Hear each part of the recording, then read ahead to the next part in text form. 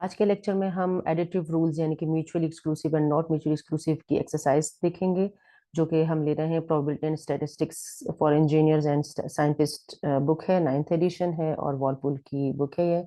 तो एक्सरसाइज पे चलते हैं। एक्सरसाइज है इसकी 59 पेज पे।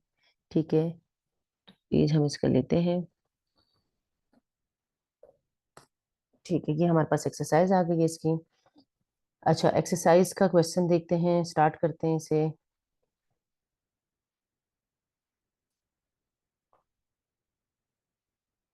ठीक है, यहाँ से एक्सरसाइज स्टार्ट है। अच्छा, फर्स्ट क्वेश्चन में क्या कहते हैं, यानी कि 2.49 क्वेश्चन है और इसमें क्या कहते हैं कि find the errors in each of the following statements है। ठीक है, अब हमने इसमें एरर फाइंड आउट करने हैं। जो प्रोबेबिलिटी के रूल्स हमने इससे पहले पढ़ लिए हैं उनके अकॉर्डिंगली हम देखेंगे कि इन स्टेटमेंट में क्या मिस्टेक है, क्या एरर है। जैसे फर्स्ट स्टेटमेंट दी है कि the probabilities that an automobile sales person will sell 0, 1, 2 और 3 cars on any given day in February, ठीक है, are respectively 0.19, 0.38, 0.29 and 0.15। अच्छा, ये सारी प्रोबेबिलिटीज बताई हैं 0, 1, 2 और 3 की। ठीक है, तो इतने कार्स वो जो है वो सेल करता है फरवरी के मंथ में। ठीक है, अच्छा, अब क्या करेंगे कि हम देखेंगे कि जो हमें सारी प्रोबेबिलिटीज बताई हैं क्या इसका सम इक्वल टू 1 आ रहा है। अगर तो इसका सम इक्वल टू 1 आ रहा है तो फिर ठीक है, इसमें कोई मिस्टेक नहीं है। और अगर इसका सम इक्वल टू 1 नहीं आ रहा तो फिर ये गलत है। ठीक है, इक्वल टू 1 आना चाहिए, लेस देन 1 भी आ सकते हैं, क्योंकि हो सकता है कि 3 से ज्यादा कार्स का जिक्र नहीं है यहाँ पे, लेकिन मे बी कि 3 से ज्यादा कार्स हो सेल हो जाएं। तो हम इसमें देखेंगे कि क्या ये एक्सीड तो नहीं कर रही। तो आप देखें 0.19, 0.38, 0.29 और 0.15 को आप अगर आप ऐड करें तो ये 1 से एक्सीड कर रहा है। ठीक है, तो हम इसमें क्या रीजन लिखेंगे कि इसकी प्रोबेबिलिटी चूंकि 1 से एक्सीड कर रही है तो हम कहेंगे कि इसमें ये एरर है। ठीक है, कि probability sum of the probabilities is exceeding by 1, is exceeding 1। ठीक है, अच्छा, अब सेकंड देखते हैं। The probability that it will rain tomorrow is 0.40 and the probability that it will not rain tomorrow is 0.52। ठीक है, अब इसको देखते हैं कि इसमें क्या मिस्टेक है, क्या एरर है इसके अंदर। अच्छा, अब यहाँ देखें, रेन के होने की प्रोबेबिलिटी 0.40 है, तो इसका मतलब ये है कि ना होने की प्रोबेबिलिटी 1 माइनस 0.40 होनी चाहिए। ठीक है, यानी कि अगर होने की प्रोबेबिलिटी जो है वो 0.40 है तो ना होने की 0.6, क्योंकि टोटल प्रोबेबिलिटी हमेशा 1 होती है। दो ही हमारे पास इवेंट्स हैं, एक है कि रेन है और दूसरा है कि रेन नहीं है। ठीक है, तो अब एक की प्रोबेबिलिटी अगर 0.040 है तो दूसरे की 0.60 होनी चाहिए, ताकि उसका सम इक्वल टू 1 आना चाहिए। जबकि यहाँ क्या है 0.52। इसका मतलब यह है कि इसका सम जो है वो नॉट इक्वल टू 1 है। ठीक है, तो इसलिए हम कहेंगे कि इसमें ये एरर है। सही है, यानी कि हम कहेंगे कि sum of the probabilities is not, is less than 1, हम ये कहेंगे। सी पार्ट में देखते हैं कि क्या कहते हैं। द प्रोबेबिलिटीज ऑफ 0, 1, 2, 3 और 4 और more mistakes in setting a document are respectively 0.19, 0.34 minus 0.25। तो यही इसके अंदर एरर है, नेगेटिव प्रोबेबिलिटीज नहीं होती कभी भी। ठीक है, अच्छा, डी में क्या कहे कि on a single draw from a deck of playing cards the probability of selecting a heart is 1.4।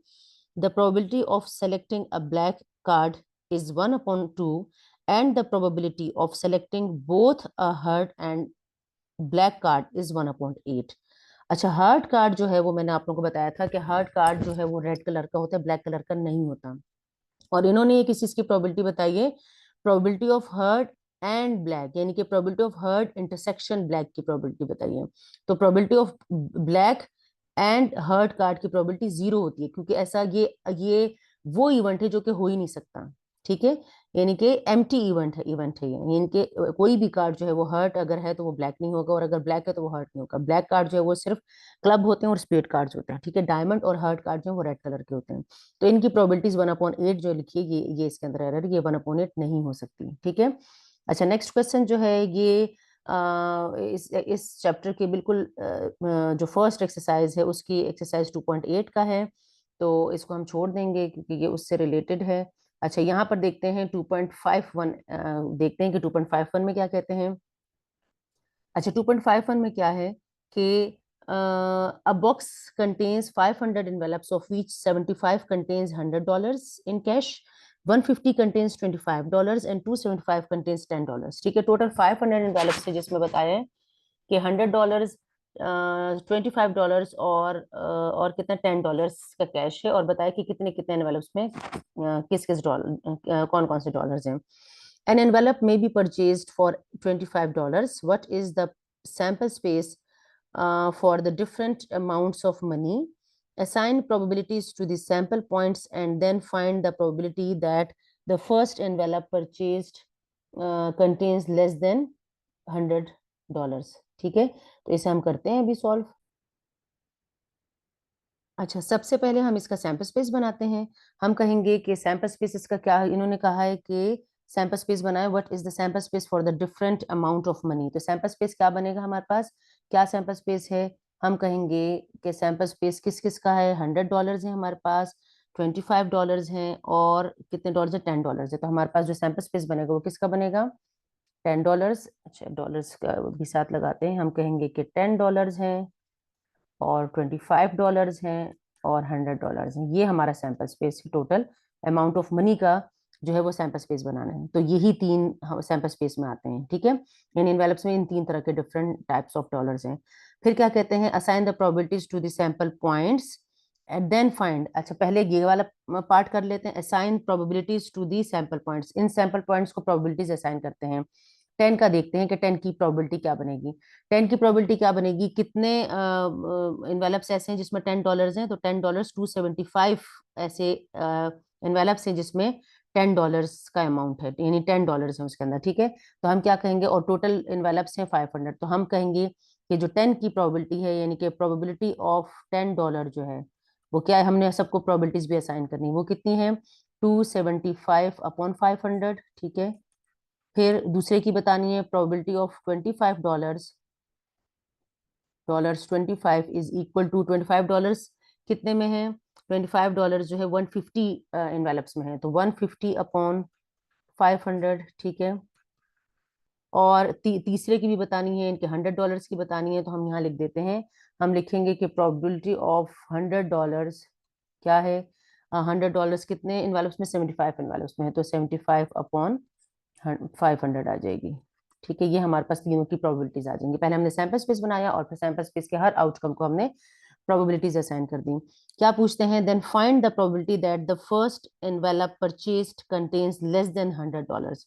Less than $100 means के $10 या फिर $25 वाला जो है वो एनवेलप, यानी एक एनवेलप सेलेक्ट हुआ है. ठीक है, एक एनवेलप लिया है, और उसमें से अपने क्या बताना है कि जो फर्स्ट परचेज है वो लेस देन 100 का है, यानी कि आप बताएंगे प्रोबेबिलिटी ऑफ $10 और.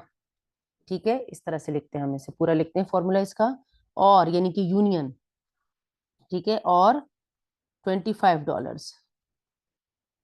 ठीक है, तो क्या आएगी इसकी प्रोबेबिलिटी, इसकी प्रोबेबिलिटी आ जाएगी हमारे पास प्रोबेबिलिटी ऑफ 10, यानी कि probability of $10 plus probability of $25. तो प्रोबेबिलिटी ऑफ $10 क्या है, $10 की प्रोबेबिलिटी अभी हमने कैलकुलेट किया 275/275. यहाँ पर हम लिखेंगे 275/500, और इसकी प्रोबेबिलिटी है $25 की 150/500. ठीक है, तो इससे हमारे पास टोटल आ जाएगा. आप इसको इसे ऐड कर लें आप, या फिर ऐड करके सिंप्लीफाई भी कर लें. ठीक है, तो 275 प्लस 150 से हमारे पास क्या आ जाएगा, यहाँ आ जाएगा 5, यहाँ आ जाएगा 12, और यहाँ आ जाएगा 4, तो 475/500 आ जाएगा. ठीक है, ये 7 था, सॉरी, 425/500. ठीक है, ये हमारे पास आ जाएगा. अच्छा, अब आगे देखते हैं क्वेश्चन नंबर 52 जो है 2.52. इसमें देखते हैं कि इसमें क्या कहते हैं. इसमें कहते हैं, अच्छा, इसमें कहते हैं कि suppose that in a senior college of 500 students it is found that 200 smoke, 258 drink, और 216 ईट बिटवीन मील्स. ठीक है, ये तीन तरह की इन्होंने चीजें बताई है. अच्छा, इसे हम साथ साथ लिखते रहते हैं ताकि हमारे लिए थोड़ी सी आसानी हो जाए इसको सॉल्व करने में. ठीक है, तो हम इसे साथ साथ लिखते हैं अभी. यहाँ पर थोड़ी सी जगह बनाते हैं लिखने के लिए, और हम यहाँ पर इसे लिखते हैं. अच्छा, अब हमारे पास क्या है, इसको थोड़ा सा स्क्रॉल करते हैं. अच्छा, हम इस क्वेश्चन को पढ़ते हैं और फिर इसका बनाते हैं कि हमें हमारे पास क्या आ रहा है इसका। ठीक है, इसको थोड़ा सा स्क्रॉल डाउन करते हैं ताकि हमें पूरा क्वेश्चन डिस्प्ले हो जाए इस तरह से। ठीक है, ऐसे देखते हैं। अच्छा, अब यहाँ देखते हैं क्वेश्चन को क्या कहते हैं कि 250 यहाँ पर साथ साथ लिखते हैं। क्या कर रहे हैं? 250 यहाँ लिखते हैं, स्मोक कर रहे हैं। 210 स्मोक कर रहे हैं। 258 ड्रिंक कर रहे हैं। और 216 ईट बिटवीन मील्स कर रहे हैं। तो हम लिखेंगे स्मोक, ठीक है, और स्मोक लिख लें या एस लिख लें, ठीक है, एक ही बात है, मैं एस लिख रही हूँ। ड्रिंक का बता देते हैं और ईट बिटवीन मील्स का बता देते हैं। तो स्मोक कितने लोग कर रहे हैं? 210 लोग स्मोक कर रहे हैं, ठीक है। और ड्रिंक कितने लोग कर रहे हैं? ड्रिंक कर रहे हैं ड्रिंक कर रहे हैं 258 लोग, ठीक है, 258 स्टूडेंट्स ड्रिंक कर रहे हैं। और 216 स्टूडेंट्स जो है वो ईट बिटवीन मील्स कर रहे हैं, ठीक है। अब ये कहते हैं, आगे बताते हैं कि 122 स्मोक एंड ड्रिंक, यानी स्मोक भी कर रहे हैं और ड्रिंक भी कर रहे हैं। तो ऐसा करते हैं कि यहाँ भी लिखते हैं, यहाँ पर बनाते हैं एक लाइन, ठीक है, और यहाँ भी लिखते हैं स्मोक, एक लाइन यहाँ बनाते हैं, यहाँ लिखते हैं स्मोक, ड्रिंक और ईट बिटवीन मील्स, इस तरह से, ठीक है। अब स्मोक भी कर रहे हैं और ईट बिटवीन मील्स भी कर रहे हैं, इस तरह से, ठीक है। स्मोक भी कर रहे हैं और ईट बिटवीन मील्स भी कर रहे हैं। तो हम क्या करेंगे, इसकी वैल्यू कहाँ लिखेंगे? जो इन दोनों का कॉमन पॉइंट आ रहा है, स्मोक कर रहे हैं, ड्रिंक कर रहे हैं और ईट बिटवीन मील्स कर रहे हैं, ठीक है। तो स्मोक कितने लोग कर रहे हैं? जो कर रहे हैं स्मोक भी और क्या कर रहे हैं, स्मोक भी कर रहे हैं और ड्रिंक भी कर रहे हैं, तो 122 है ऐसे। स्मोक भी कर रहे हैं और ड्रिंक भी कर रहे हैं, तो हम यहाँ लिखेंगे 122, ठीक है। फिर इसके बाद और क्या बताते हैं, 83 क्या कर रहे हैं? ईट बिटवीन मील्स भी कर रहे हैं और ड्रिंक भी कर रहे हैं। 83 ईट बिटवीन मील्स एंड ड्रिंक, यहाँ पर आएगा ईट बिटवीन मील्स एंड ड्रिंक। कितने लोग हैं? ये 83 लोग हैं जो ये कर रहे हैं, ठीक है, 83 आ गया। फिर क्या है इसके बाद? 97 ऐसे हैं जो स्मोक भी करते हैं और ईट बिटवीन मील्स भी करते हैं। Smoke and eat between meals, smoke and eat between meals, यहाँ पर 97 लोग ऐसे हैं, ठीक है। अच्छा, ठीक है, ये हमारे पास आ रहा हो गया। और क्या बताते हैं? 52 ऐसे हैं जो कि ऑल ऑफ 3 बैड हैबिट्स में बैड बैड प्रैक्टिसेस जो है वो करते हैं। 52 यानी कि क्या क्या है? S intersection D intersection E, ये क्या दिया है? 52 दिया है, इसका काउंट दिया है 52, ठीक है। अब हम इस क्वेश्चन को सॉल्व करते हैं।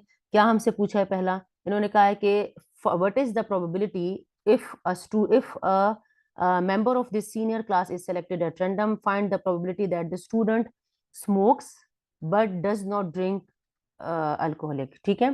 तो हम क्या कहेंगे? प्रोबेबिलिटी हमने किसी चीज की फाइंड आउट करनी है। ए पार्ट की प्रोबेबिलिटी देखते हैं। ए पार्ट की प्रोबेबिलिटी क्या है? हम यहाँ पर लिखते हैं, क्या फाइंड आउट करना है? स्मोक करता है, एस लिखते हैं, और क्या पूछा है? Smoke but does not drink alcoholic, ठीक है। यानी कि स्मोक कर रहा है और अल्कोहलिक ड्रिंक नहीं ले रहा, यानी कि smoke and does not drink, इस तरह से। डी का कॉम्प्लीमेंट, डी अगर हमने ड्रिंक के लिए यूज किया है तो इसका मतलब है कि डी का कॉम्प्लीमेंट जो है डज नॉट ड्रिंक के लिए होगा, ठीक है। अब एस इंटरसेक्शन डी चूंकि हमारे पास नहीं है, हमारे पास है एस इंटरसेक्शन डी कॉम्प्लीमेंट।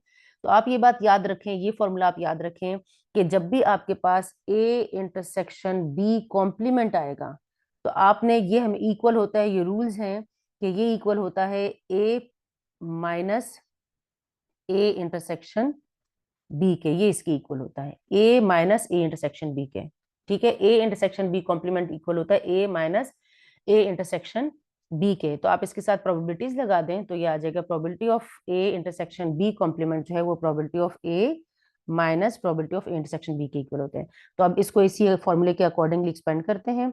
क्या फॉर्मूला बनेगा? एस इंटरसेक्शन डी कॉम्प्लीमेंट, तो प्रोबेबिलिटी ऑफ ए, इसे ए समझें इसको, तो हम कहेंगे probability of S minus probability of S intersection D, A intersection B है ना, तो probability of S intersection D, ये जो है वो सेट्स का एक रूल है, ए इंटरसेक्शन बी। अच्छा, ए इंटरसेक्शन बी की जगह हम लिखेंगे एस इंटरसेक्शन डी, ठीक है, एस इंटरसेक्शन डी, इस तरह से लिखेंगे, ठीक है। तो हमारे पास क्या आ जाएगा? प्रोबेबिलिटी ऑफ एस क्या है?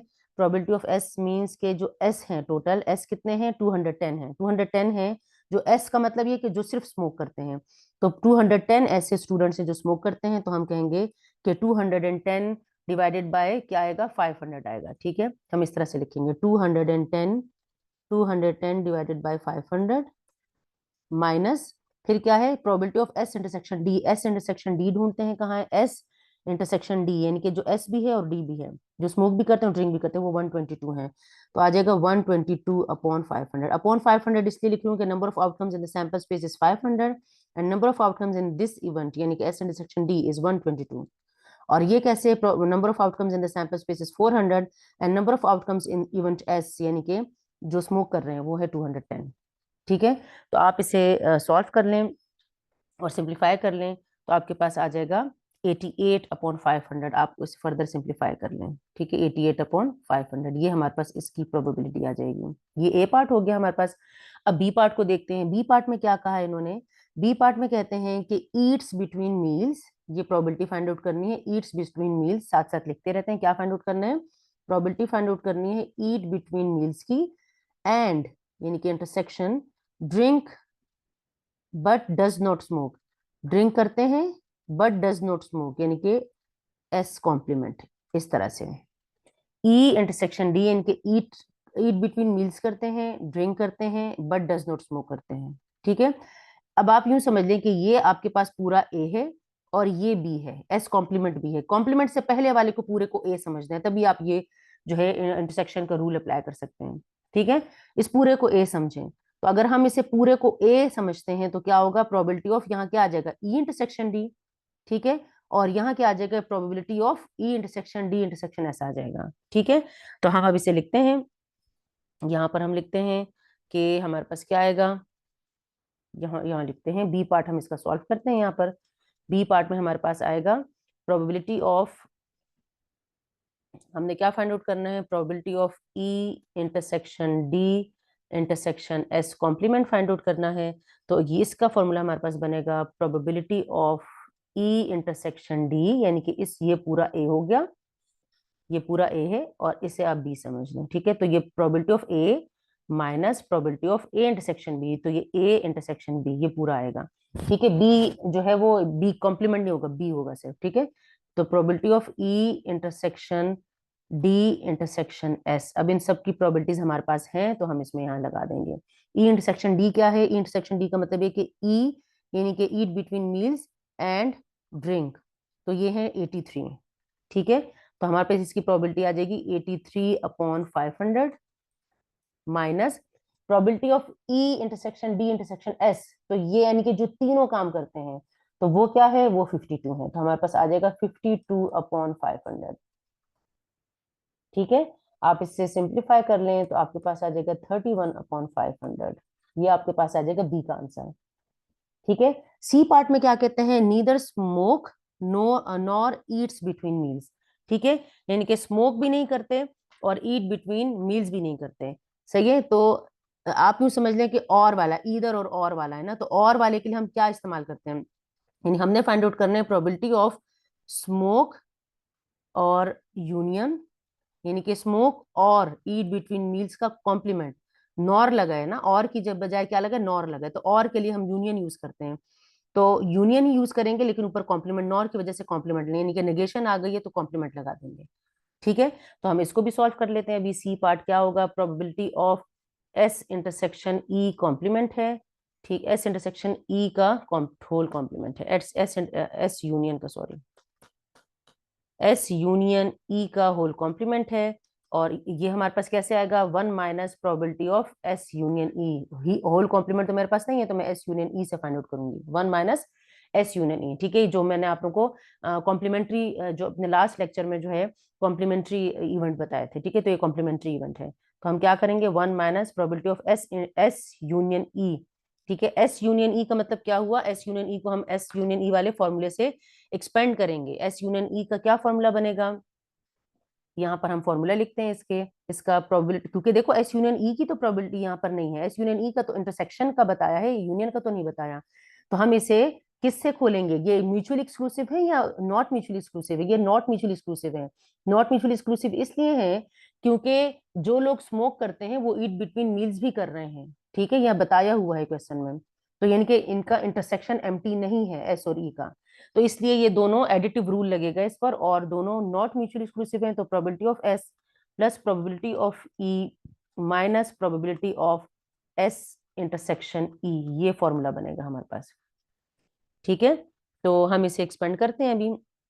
क्या आएगा आपके पास, 1 माइनस, यहाँ पर लगाते हैं values probability of S, S क्या है 210 है, तो 210 अपॉन 500, ठीक है, प्लस प्रोबेबिलिटी ऑफ ई क्या है, ई हमारे पास है 216 है, 216 अपॉन 500, और माइनस ये क्या है probability of S intersection E, S और एस इंटरसेक्शन ई क्या है 97 है, तो आएगा 97 अपॉन 500, ठीक है, 97 अपॉन 500। आई होप कि आप लोगों को नजर आ रहा होगा सही से। 97 अपॉन 500, यहाँ पे ब्रैकेट को करते हैं क्लोज, और आप इसे जब सॉल्व करेंगे तो आपके पास आएगा 1 माइनस 329 अपॉन 500, 329 अपॉन 500, और जब इसे फर्दर आप सिंप्लीफाई करेंगे, इनके सब्ट्रैक्ट कर लेंगे, तो आपके पास आ जाएगा 171 अपॉन 500, ये आपके पास आ जाएगा। ठीक है, तो ये हमारे पास आ गया इसका सी पार्ट का सोल्यूशन। ठीक है, अब क्वेश्चन नंबर 53 देखते हैं। क्वेश्चन नंबर 53 में क्या कहते हैं कि ये ड्राइंग्स अपनी सारी क्लियर करते हैं। क्वेश्चन नंबर 53 देखते हैं। अच्छा, 53 में क्या कहते हैं कि the probability that an American industry will locate in Shanghai is 0.7। The probability that, ये प्रोबेबिलिटीज दी हुई है, ठीक है, तो आगे पढ़ते हैं। The probabilities that it will locate in Beijing is 0.4 and the probability that it will locate in either Shanghai or Beijing or both is 0.8। ठीक है, what is the probability that industry will locate in both cities or in either cities? So सबसे पहले इसका data लिखते हैं। हम क्या कहेंगे, यहाँ पर हम लिखते हैं इसके ऊपर। अच्छा, हम क्या कहेंगे, हम कहेंगे कि लेट, ये मैं इसका सोल्यूशन कर रही हूँ इस वाले का, ठीक है, हम क्या कहेंगे कि लेट, हम इवेंट बनाएंगे, हम कहेंगे कि लेट ए इवेंट क्या है कि शंघाई में है, एस, और आप चाहें तो एस और बी से रिप्रेजेंट कर सकते हैं, शंघाई का एस ले लें और बीजिंग का बी ले लें। एस हम किसको बना रहे हैं, हम शंघाई को बना रहे हैं, ठीक है, और बी हम किसको बना रहे हैं, हम बीजिंग को बना रहे हैं, ठीक है, इस तरह से हो जाएगा। यानी कि बीजिंग में लोकेट कर रहा है और एस किसको शो कर रहा है कि शंघाई में लोकेट कर रहा है। तो प्रोबेबिलिटी ऑफ एस गिवन है, प्रोबेबिलिटी ऑफ एस गिवन है, वो पिछले पेज पर गिवन थी 0.7, ठीक है, 0.7, और प्रोबेबिलिटी ऑफ बीजिंग गिवन है, क्या है वो 0.4 है, ठीक है, एंड द प्रोबेबिलिटी, अच्छा अभी पूछ देखते हैं कि इन्होंने हमसे क्या, अच्छा प्रोबेबिलिटी अब किस चीज की बताई हुई है कि नीदर ईदर शंघाई और बीजिंग की प्रोबेबिलिटी बताइए, इनके probability of A union B बताया हुआ है, इस चीज की प्रोबेबिलिटी है 0.8, ये हमें इंफॉर्मेशन दी हुई है। अब क्या कहते हैं, what is the probability that the industry will locate in both cities. Both cities का मतलब क्या हुआ कि हमने इंटरसेक्शन की प्रोबेबिलिटी फाइंड की, हमने प्रोबेबिलिटी फाइंड आउट करनी है शंघाई प्लस बीजिंग की, यानी कि इंटरसेक्शन बीजिंग की, शंघाई इंटरसेक्शन बीजिंग की प्रोबेबिलिटी फाइंड आउट करनी है, ये हमें फाइंड आउट करना है। ठीक है, अब एस इंटरसेक्शन बी हम इस तरह से नहीं निकाल सकते, हमें ए यूनियन बी दिया है, बी दिया है और एस दिया है। हम क्या करेंगे, हम यहाँ पर फॉर्मूला लगाएंगे, कौन सा, हमें पता है कि probability of A union B किसकी इक्वल होता है, probability of A plus probability of B minus probability of A intersection B. ठीक है, तो अब आप इसको, अच्छा ये ए यूनियन बी मैंने लिख दिया, ये एस इंटरसेक्शन बी है, ठीक है, ये एस इंटरसेक्शन बी है, हमने शंघाई को एस कहा है, तो हम यहाँ पे इसको करेक्ट कर लेते हैं, एस हमने कहा है इसे, तो हम यहाँ एस लिख देते हैं। ठीक है, तो अब यहाँ पर इस फॉर्मूले को अपने क्वेश्चन के अकॉर्डिंगली कन्वर्ट कर लें। हम क्या कहेंगे, शंघाई यूनियन, यानी कि शंघाई और Shanghai either Beijing is equal to probability of Shanghai plus probability of Beijing minus probability of Shanghai and Beijing, यानी कि बोथ। ये हमें फाइंड आउट करना है, इसको इधर ले आए, इसको उधर ले जाएं, तो क्या आ जाएगा, यानी कि इक्वेशन को सॉल्व कर लें, probability of S intersection B को इस साइड लें, क्योंकि हमें फाइंड आउट करना है, ये हमें गिवन है इस क्वेश्चन में। ठीक है, तो probability of S plus probability of B, ये अपनी जगह पर रहे दोनों, ठीक है, ये उस साइड पर ले जाए तो ये हो जाएगा minus probability of S intersection B. इसमें वैल्यूज पुट करते हैं, प्रोबेबिलिटी ऑफ एस क्या है, probability of S is 0.7, probability of B is 0.4 and probability of S intersection B, अच्छा ये मैंने इंटरसेक्शन लिख दिया, यहाँ यूनियन आएगा क्योंकि हम यूनियन को इधर ले आए हैं और इंटरसेक्शन को उधर लेकर चले गए हैं। ठीक है, तो यहाँ पर हम यूनियन की वैल्यू लिखते हैं। एस यूनियन बी की प्रोबेबिलिटी है 0.8। ठीक है, आप इसे सिंप्लीफाई कर लें तो आपके पास आ जाएगा 0.3। ये हो गया ए पार्ट का। बी पार्ट देखते हैं, ये कहते हैं कि in neither city. Neither city का मतलब ये है कि ना ही वो इसमें है, ए में है, ना ही वो शंघाई में है और ना ही वो बीजिंग में है। ठीक है, नीदर मतलब इसमें भी नहीं है और उसमें भी नहीं है। तो हम लिखेंगे क्या फाइंड आउट करना है हमने कि प्रोबेबिलिटी, यानी कि नीदर और नॉर वाली वो वही स्टेटमेंट जो हमने इससे पीछे किया है। ठीक है, यानी कि हमने क्या फाइंड आउट करना है, probability of S union B का कॉम्प्लीमेंट फाइंड आउट करना है कि नीदर शंघाई नॉर बीजिंग। ठीक है, तो इधर शंघाई और बीजिंग लिखकर उस पर कॉम्प्लीमेंट लगा दिया तो वो नॉर को रिप्रेजेंट कर रहा है। ठीक ठीक है, क्योंकि एस कॉम्प्लीमेंट और बी कॉम्प्लीमेंट की प्रोबेबिलिटीज तो हमारे पास नहीं है, तो हम लिखेंगे एस यूनियन बी का कॉम्प्लीमेंट लिखेंगे। एस यूनियन बी का कॉम्प्लीमेंट आएगा 1 minus probability of S union B. S union B हमें दिया है वो है 0.8, तो 1 माइनस 0.8 से आएगा 0.2। ठीक है, नेक्स्ट क्वेश्चन देखते हैं। नेक्स्ट क्वेश्चन जो है वो 54 वाला है। 54 में देखते हैं क्या कहते हैं। ये कहते हैं कि from past experience stock broker believes that under a present condition under present economic conditions customer will invest in tax free bond with the probability 0.6। ठीक है, हम साथ साथ इवेंट लिखते रहते हैं इसके। यहाँ पर हम लिखते हैं इसके इवेंट, इस तरह से बनाते हैं। हम कर रहे हैं क्वेश्चन नंबर 54। ठीक है, क्या कहेंगे हम, 54 वाला क्वेश्चन कर रहे हैं, यहाँ लिख लेते हैं हम। इवेंट बनाएंगे, हम कहेंगे कि let A is equal to क्या है कि इन्वेस्ट इन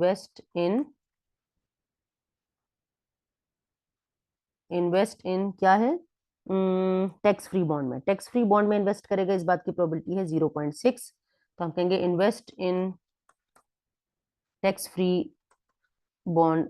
ठीक है, और बी इवेंट किसे कहेंगे कि बी इवेंट क्या है, with a probability of 0.6 will invest in mutual fund with a probability of 0.3। यानी कि बी इवेंट क्या हो गया, म्यूचुअल फंड का, कि इन्वेस्ट इन म्यूचुअल फंड, के कस्टमर जो है म्यूचुअल फंड में इन्वेस्ट करेगा, इसको हम कहेंगे कि ये है बी वन। ठीक है, प्रोबेबिलिटी ऑफ ए हमें गिवन है। प्रोबेबिलिटी ऑफ ए क्या गिवन है, प्रोबेबिलिटी ऑफ ए है 0.6, इनके he will invest in tax free bond, and the probability of B that is he will invest in mutual funds is 0.3। ये probabilities given है हमें। और फिर पूछते क्या है कि and will invest in both tax free bond and mutual fund is 0.15। अच्छा, बोथ की प्रोबेबिलिटी दी है, इसका मतलब इंटरसेक्शन की प्रोबेबिलिटी दी है। इनकी probability of A intersection B जो है वो गिवन है, वो क्या है 0.15। अब देखते हैं कि क्या कहते हैं कि at this time find the probability that a customer will invest in either tax free bond और म्यूचुअल फंड। यानी कि प्रोबेबिलिटी फाइंड आउट करनी है ए पार्ट में किस चीज की, ए यूनियन बी की प्रोबेबिलिटी फाइंड आउट करनी है। तो ए यूनियन बी की प्रोबेबिलिटी कैसे फाइंड आउट करनी है, इंटरसेक्शन दिया हुआ है, इसका मतलब ये है कि ये नॉट म्यूचुअली एक्सक्लूसिव इवेंट है, इनके दोनों में भी इन्वेस्ट कर सकता है कस्टमर। तो probability of A plus probability of B minus probability of A intersection B. ठीक है, तो प्रोबेबिलिटी ऑफ ए आएगा 0.6 प्लस 0.3 माइनस 0.15, और आप इसे सिंप्लीफाई कर लें तो आपके पास आ जाएगा 0.75। ठीक है, अब बी पार्ट देखते हैं। बी पार्ट में क्या कहा है, बी पार्ट में कहते हैं कि in neither tax free bond nor mutual fund, यानी कि इधर और वाले को नेगेशन कर दें, इनके इसके ऊपर कॉम्प्लीमेंट लगा दें। इनके probability of A union B का कॉम्प्लीमेंट पूछा है, इसका ऑपोजिट पूछा है, कॉम्प्लीमेंट बाहर लगाना है इसका। इसका मतलब है कि 1 minus probability of A union B पूछा है। ठीक है, तो हमारे पास आएगा 1 माइनस 0.75, और इससे हमारे पास आ जाएगा 0.25। ये हो गया क्वेश्चन नंबर 54। नेक्स्ट क्वेश्चन की तरफ चलते हैं, इस सबको क्लियर करते हैं। नेक्स्ट क्वेश्चन क्या है, 0.5 4 के बाद हम देखते हैं 0.55 क्या कहते हैं। अच्छा जी, 0.55 क्वेश्चन पे जाते हैं। 0.55 में क्या कहते हैं, थोड़ा सा ऊपर चला गया है।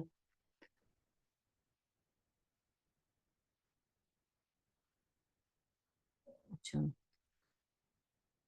अच्छा, 0.55 पे जाते हैं, ये जा नहीं रहा इस पे।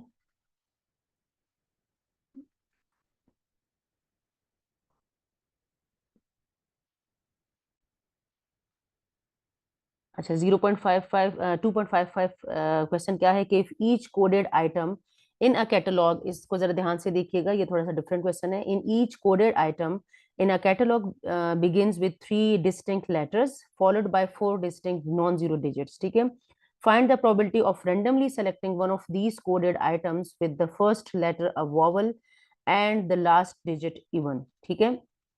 आपने क्या करना है, सबसे पहले तो वो कोडेड आइटम्स देखने हैं कि कितने कोडेड आइटम्स इस कॉम्बिनेशन के साथ बन सकते हैं, यानी कि जिसमें 3 डिस्टिंक्ट लेटर्स हों और साथ में 4 डिस्टिंक्ट नॉन जीरो डिजिट्स हों, यानी कि एक ऐसा कोड है, ठीक है, एक ऐसा कोड बना हुआ है, किस तरह का है, हम यहाँ लिखते हैं, हम कहेंगे कि कोड जो है वो कुछ इस तरह का बना हुआ है कि उसमें 7 उसमें डिफरेंट प्लेसेस हैं, 1 2 3 4 5 6 7, ठीक है। 3 में क्या है, अल्फाबेट्स है, इन तीनों में क्या है, अल्फाबेट्स यूज हुए में है, सही है, ये अल्फाबेट यूज हुए हैं, तो अल्फाबेट के टोटल कितने हैं, 26 हैं। और इन 4 लोकेशंस पे जो है वो डिजिट्स यूज हुए हैं, नॉन जीरो डिजिट यूज हुआ है, डिजिट्स यूज हुए हैं नॉन जीरो, नॉन जीरो, ठीक है। देखो यही लिखा है, क्या कहते हैं कि 3 डिस्टिंक्ट लेटर्स हैं और 4 डिस्टिंक्ट नॉन जीरो डिजिट्स हैं। तो सबसे पहले तो हम ये देखते हैं, हमने जो फाइंड आउट करना है वो तो हम बाद में देखेंगे, पहले हम देखेंगे इसमें number of outcomes in the sample space कितने बनते हैं। तो हम देखते हैं कि total number of outcomes in the sample space क्या बनेंगे। अब देखें, ये हमारे पास 7 लोकेशन है, यानी कि 7 वो कोड जो है उसमें 7 डिफरेंट नंबर्स इस तरह से हैं कि 3 उसमें अल्फाबेट हैं और 4 उसमें नॉन जीरो डिजिट्स हैं। तो देखें, पहले प्लेस पर जो हमारे पास पॉसिबिलिटीज होंगी, यानी कि पहले प्लेस पर जो टोटल नंबर ऑफ हमारे पास ऑप्शंस होंगे to select an alphabet is 26, क्योंकि टोटल अल्फाबेट्स हमारे पास 26 होते हैं, ठीक है। जब एक यहाँ सेलेक्ट हो जाएगा, लिखा है कि डिस्टिंक्ट है, मतलब सब एक दूसरे से डिफरेंट है, जब एक यहाँ सेलेक्ट हो जाएगा तो दूसरे के लिए हमारे पास ऑप्शंस रह जाएंगे 25 के, यानी कि 25 में से हमें कोई एक यहाँ पर सेलेक्ट करना होगा, तो मल्टीप्लाई बाय लिखेंगे हम 25, ठीक है। फिर क्या करेंगे, फिर हम कहेंगे कि अब बाकी कितना बचता है, अब बचता है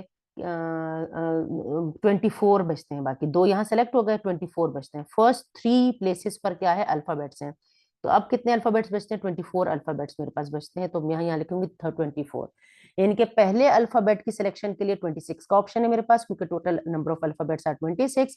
सेकंड के लिए 25 अल्फाबेट्स का ऑप्शन है, मैं 25 में से कोई से भी सिलेक्ट कर सकती हूँ।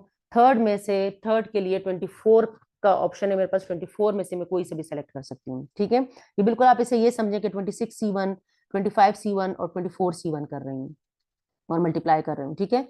फिर इसके बाद नंबर्स आ जाएंगे, यानी कि नॉन जीरो डिजिट आ जाएंगे। तो नॉन जीरो डिजिट जो है वो कहाँ से कहाँ तक होते हैं, हमारे पास टोटल नॉन जीरो डिजिट जो है वो 1 से 9 तक होते हैं, ठीक है। जीरो बीच में लग जाता है तो 10 डिजिट्स बन जाते हैं, लेकिन टोटल डिजिट्स हमारे पास नॉन जीरो जो है वो 1 से 9 तक होते हैं। तो पहले के लिए मेरे पास ऑप्शन पूरे 9 डिजिट्स का होगा, यानी कि 9C बनाएगा, ठीक है। यानी कि 9 में से मैं एक डिजिट सेलेक्ट करूंगी, एक जब यहाँ सेलेक्ट होगा, क्योंकि डिस्टिंक्ट कहा है इन्होंने कि डिस्टिंक्ट नॉन जीरो डिजिट है, तो दूसरे के लिए मेरे पास कितने ऑप्शंस रह जाएंगे, 8 के ऑप्शंस रह जाएंगे, यानी कि 8 डिजिट्स रह जाएंगे, उसमें से मुझे कोई एक डिजिट यहाँ सेलेक्ट करना होगा, 8C1 आएगा, तो 8C1 से 8 ही आते हैं, मैं 8 लिख रही हूँ।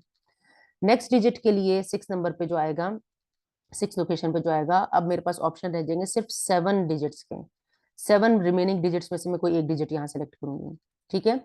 फिर नेक्स्ट के लिए मेरे पास ऑप्शन रहेगा 7 लोकेशन पे, अब मेरे पास बाकी डिजिट कितने बचे, 6 बचे। देखो पहले के लिए 9 का ऑप्शन था, एक सेलेक्ट हो गया, 8 बचे, अब दूसरे के लिए 8 का ऑप्शन है, एक सेलेक्ट हो गया, अब 7 बचे, तो 7 का ऑप्शन है मेरे पास, अब एक सेलेक्ट हो गया, अब 6 रह गए हैं टोटल, तो 6 डिजिट्स में से कोई एक डिजिट में इस लोकेशन पर लगाऊंगी। आप इन सबको जब मल्टीप्लाई करेंगे तो एक बहुत बड़ा सा नंबर आपके पास आएगा, और वो मैं लिख देती हूँ आप लोगों को कि वो क्या आएगा, वो यहाँ पर आएगा आपके पास 471, आप इसे कैलकुलेट कर लें अपने पास, 471 74400 74400, ये मेरे पास total number of outcomes in the sample space आ गया, यानी कि ये क्या है, number of outcomes in the sample space है ये, ठीक है। अब क्या करना है, अब देखते हैं कि प्रोबेबिलिटी किस चीज की फाइंड आउट करनी है। क्या कहते हैं कि find the probability of randomly selecting one of these coded items with the first letter a vowel and the last digit is even, ठीक है। इनके फर्स्ट लेटर जो है ये वॉवल होगा और लास्ट डिजिट जो है वो क्या होगा, इवन होगा। तो क्या हम क्या करेंगे, इसी में से निकालेंगे अपना number of outcomes in the event निकालेंगे। किस तरह से निकालेंगे उसे हम स्मॉल एन से, इवेंट को हम स्मॉल एन से रिप्रेजेंट कर लेते हैं यहाँ पर, ठीक है।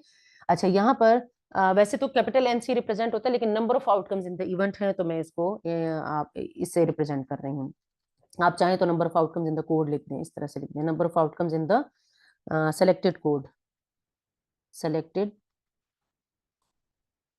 कोड, ठीक है। तो number of outcomes in the selected code क्या बनेगा मेरे पास, यहाँ मैं लिखती हूँ क्योंकि बड़ा नंबर आएगा। अब यहाँ पर कहते हैं कि फर्स्ट अल्फाबेट की जगह वॉवल लगा है, तो वॉवल टोटल कितने होते हैं, 5 होते हैं, तो पांचों में से कोई सभी सेलेक्ट हो सकते हैं, तो मैं यहाँ से 26 को हटाकर 5 लिख दूंगी। बाकियों के लिए कोई इन्होंने कंडीशन नहीं बताई, बाकी में एज इट इज लिखूंगी, 24, 9, 8, 7, ठीक है। आखिरी क्या है, 6 है, ठीक है। इसको मैं हटाऊंगी किससे, इन्होंने क्या कहा है कि आखिरी डिजिट क्या होना चाहिए, पहला अल्फाबेट होना चाहिए वॉवल, और लास्ट डिजिट इवन नंबर होना चाहिए। तो इवन नंबर 1 से लेकर 9 तक कितने होते हैं, 4 होते हैं, 2, 4, 6 एंड 8। तो 4 का ऑप्शन है मेरे पास, 4 में से कोई एक सेलेक्ट हो गया, इनके 4C1 इधर आ जाएगा। जब आप इसे सॉल्व करेंगे तो यहाँ पर भी आपके पास एक बड़ा सा नंबर आएगा, 40320000, ठीक है। अगर ये आपको समझ में नहीं आया तो आप रिकॉर्ड वीडियो को थोड़ा सा बैक पे जाकर दोबारा से देख सकते हैं। हमने क्या फाइंड आउट करनी है, प्रोबेबिलिटी फाइंड आउट करनी है सेलेक्टेड कोड की, ठीक है। प्रोबेबिलिटी ऑफ क्या फाइंड आउट करनी है कि कोड इस तरह का आएगा। यहाँ से लेते हैं सेंटेंस, क्या कहते हैं, what is the probability random select of this coded item with the first vowel and, हम क्या कहेंगे कि फर्स्ट डिजिट जो है इसका वॉवल है, और सेकंड डिजिट जो है वो क्या है, सेकंड डिजिट नहीं, लास्ट डिजिट, फर्स्ट वॉवल है, और सेकंड जो है वो क्या है, इवन है, लास्ट इवन है, सॉरी, लास्ट नंबर जो है वो इवन है। इस चीज की प्रोबेबिलिटी हमें फाइंड आउट करनी है। तो हम लिखेंगे number of outcomes in the event divided by number of outcomes in the sample space. Event के आउटकम्स ये हैं, ठीक है। तो इवेंट के आउटकम्स लिखते हैं, divided by number of outcomes in the sample space is 47144774400, ठीक है। आप इसे सिंप्लीफाई कर लें तो आपके पास आ जाएगा 10/117। आप चाहें तो इसे पॉइंट्स में भी लिख सकते हैं, ठीक है, ये आपके पास आ जाएगा। अब नेक्स्ट क्वेश्चन देखते हैं। नेक्स्ट क्वेश्चन में क्या कहते हैं, क्वेश्चन नंबर 56 है। 56 में क्या कहते हैं कि an automobile manufacturer is concern about a possible recall of its best selling 4-door sedan, ठीक है। if these were a recall, there is a probability of 0.25 of a defect in a brake system, 0.18 जो है वो 0.18 of a defect in the transmissions है, और 0.17 जो है of a defect in the fuel system, and 0.40 of a defect in some other area, ठीक है। What is the probability that the defect in the brakes और the fueling system, if the probability of defect and fueling system simultaneously is 0.15, यानी कि intersection की probability उन्होंने बता दी। क्या find out करनी है हमने फाइंड आउट करना है probability of defect in brake और फ्यूलिंग सिस्टम, ये फाइंड आउट करना है हमने, ठीक है। तो हम कहेंगे कि probability of defect and fueling system, यहाँ लिखते हैं हम क्या फाइंड आउट करना है, हम क्वेश्चन नंबर 56 कर रहे हैं। हम क्या कहेंगे कि हमने फाइंड आउट करनी है प्रोबेबिलिटी ऑफ डिफेक्ट, ठीक है, और फ्यूलिंग सिस्टम, इस चीज की प्रोबेबिलिटी हमने फाइंड आउट करनी है। तो क्या आएगा, अगर मैं इसे ए कह रही हूँ और इसे बी कह रही हूँ तो इसके अकॉर्डिंगली क्या आएगा, यानी कि आप इवेंट बना लेना, इवेंट आप लिख देना कि प्रोबेबिलिटी ऑफ ए इवेंट क्या है और बी इवेंट क्या है, इस तरह से करके आप लिख लेना, ठीक है। इनके किस तरह से लिखेंगे, हमने डिफेक्ट और इसकी प्रोबेबिलिटी फाइंड आउट करनी है, यहाँ से प्रोबेबिलिटीज निकालते हैं। डिफेक्ट इन ब्रेक सिस्टम, ये कहा है इन्होंने, what is the probability that the defect in brakes in the brakes, ठीक है। तो डिफेक्ट इन ब्रेक सिस्टम जो है वो है 0.25 है, प्रोबेबिलिटी ऑफ 0.25 है। यहाँ ये रहा ब्रेक सिस्टम की, ठीक है। ब्रेक सिस्टम की प्रोबेबिलिटी यहाँ बताई हुई है 0.25, और यहाँ पर लिखते हैं probability of defect in brake, ठीक है, वो बताई है, ये फाइंड आउट करना है 0.25, और प्रोबेबिलिटी ऑफ क्या बताया है, प्रोबेबिलिटी ऑफ किस चीज की प्रोबेबिलिटी, दूसरी बार फ्यूल सिस्टम की। तो प्रोबेबिलिटी ऑफ फ्यूल सिस्टम क्या बताया है, फ्यूल सिस्टम की प्रोबेबिलिटी 0.17 बताई है, ठीक है। तो 0.17 लिखते हैं यहाँ पर हम। अच्छा सॉरी, मुझे जरा खांसी आ गई थी। अच्छा, व्हाट इज द, अच्छा फ्यूल सिस्टम की बता लिख देते हैं हम, फ्यूल लिख देते हैं, सिर्फ फ्यूल की प्रोबेबिलिटी उन्होंने बताई है 0.17। ठीक है। और यहाँ पर जो क्वेश्चन हमसे पूछा है उसमें बोथ की प्रोबेबिलिटी भी साथ बताई है कि बोथ की प्रोबेबिलिटी है 0.15। यानी कि ये अगर ए है और ये अगर बी है तो probability of A and B भी बताया हुआ है और वो है 0.15। ठीक है। तो क्या आ जाएगा हमारे पास, प्रोबेबिलिटी ऑफ ए और बी पूछा है हमसे, तो हम कहेंगे कि प्रोबेबिलिटी ऑफ ए और बी इक्वल है probability of A plus probability of B minus probability of A intersection B. ठीक है, इनमें सिर्फ आपने वैल्यूज पुट करनी है। ए की प्रोबेबिलिटी है 0.25, बी की प्रोबेबिलिटी है 0.17 और इंटरसेक्शन की प्रोबेबिलिटी है 0.15। ठीक है, आप इसे सॉल्व कर लें तो आपके पास आ जाएगा 0.27 आ जाएगा। ये आ गई ए पार्ट की प्रोबेबिलिटी। ठीक है, ये ए पार्ट हो गया। इसके बाद क्या पूछा है कि what is the probability that there are no defect in either the brake or fuel system, यानी कि इसी का कॉम्प्लीमेंट पूछा है। यहाँ पर पूछा है कि फॉल्ट है, डिफेक्ट है, और अब पूछा है कि डिफेक्ट नहीं है, दोनों में नहीं है। तो हम कहेंगे कि बी पार्ट में क्या पूछा है, probability of A union B के कॉम्प्लीमेंट पूछा है, यानी कि 1 minus probability of A union B. ठीक है, तो आ जाएगा 1 minus probability of A union B, हम फाइंड आउट कर चुके हैं 0.27 है। ठीक है, तो इससे आपके पास आ जाएगा 0.73। ठीक है, ये हो गया क्वेश्चन नंबर 56। अब इसके बाद हम नेक्स्ट क्वेश्चन देखते हैं, इससे हम क्लियर करते हैं ड्राइंग को। ठीक है, नेक्स्ट क्वेश्चन हम देखते हैं। अच्छा, नेक्स्ट क्वेश्चन में क्या है, 57 नंबर क्वेश्चन है। और 57 नंबर क्वेश्चन में कहते हैं कि if a letter is chosen,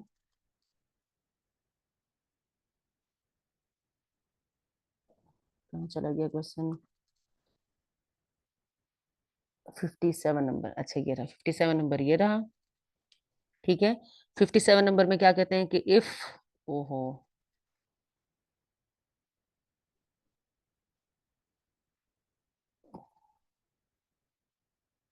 अच्छा 57 में कहते हैं कि if a letter is chosen at random from the English alphabet, find the probability that the letter is a vowel exclusive of y।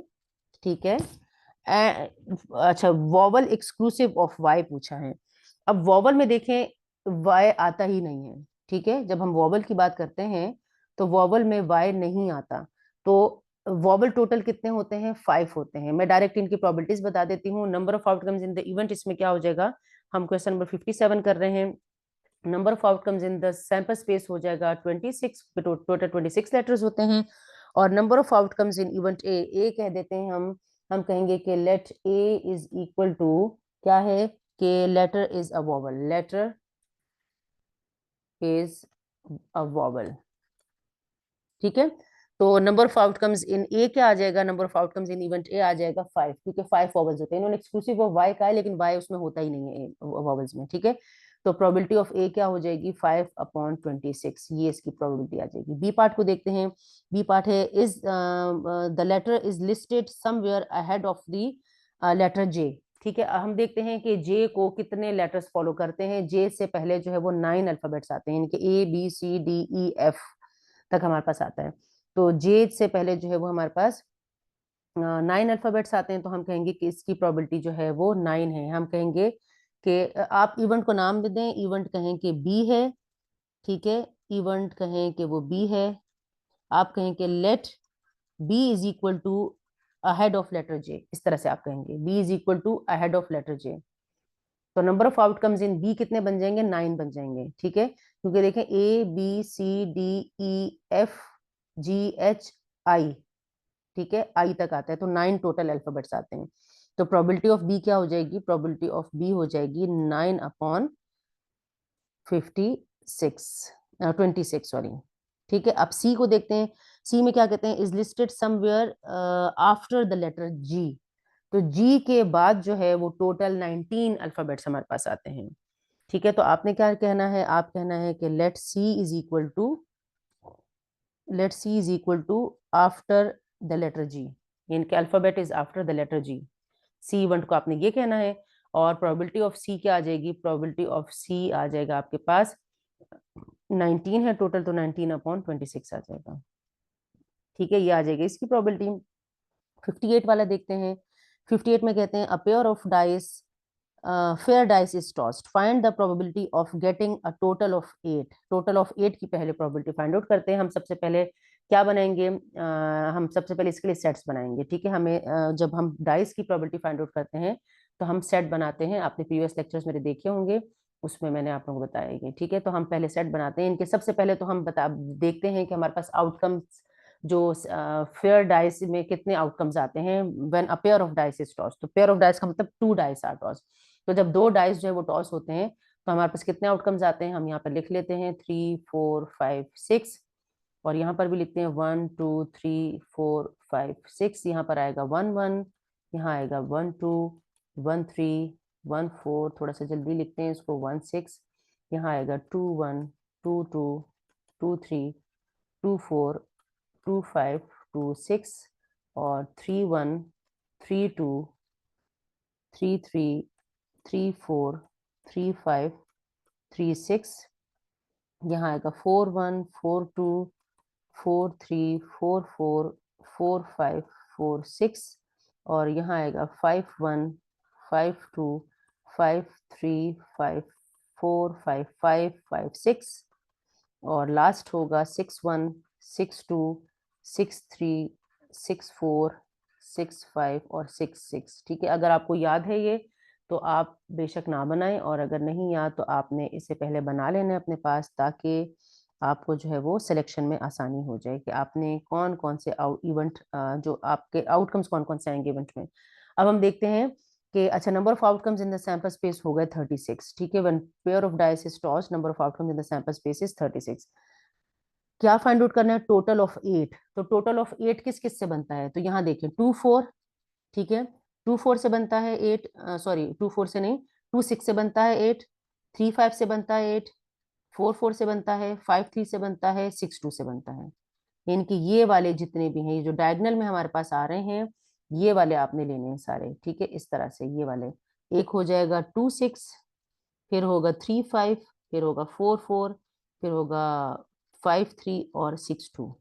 ठीक है, तो ये इवेंट हम बनाते हैं। हम कहेंगे कि इवेंट ए इज, हम कहेंगे कि let A be the event और टोटल ऑफ 8, ये हम कह रहे हैं। ठीक है, ये हमने इवेंट कह दिया। अब इस इवेंट में हम लिखते हैं कि हमारे पास कौन कौन से आउटकम्स आते हैं इवेंट बी में। ठीक है, बी इवेंट ए में, सॉरी, तो इवेंट ए का सेट बनाते हैं। इवेंट ए में हमारे पास आता है 2 6, ठीक है, 3 5 4 4 और 5 3 एंड 6 2। ये हमारे पास कितने टोटल 1 2 3 4 5 आउटकम्स आ रहे हैं।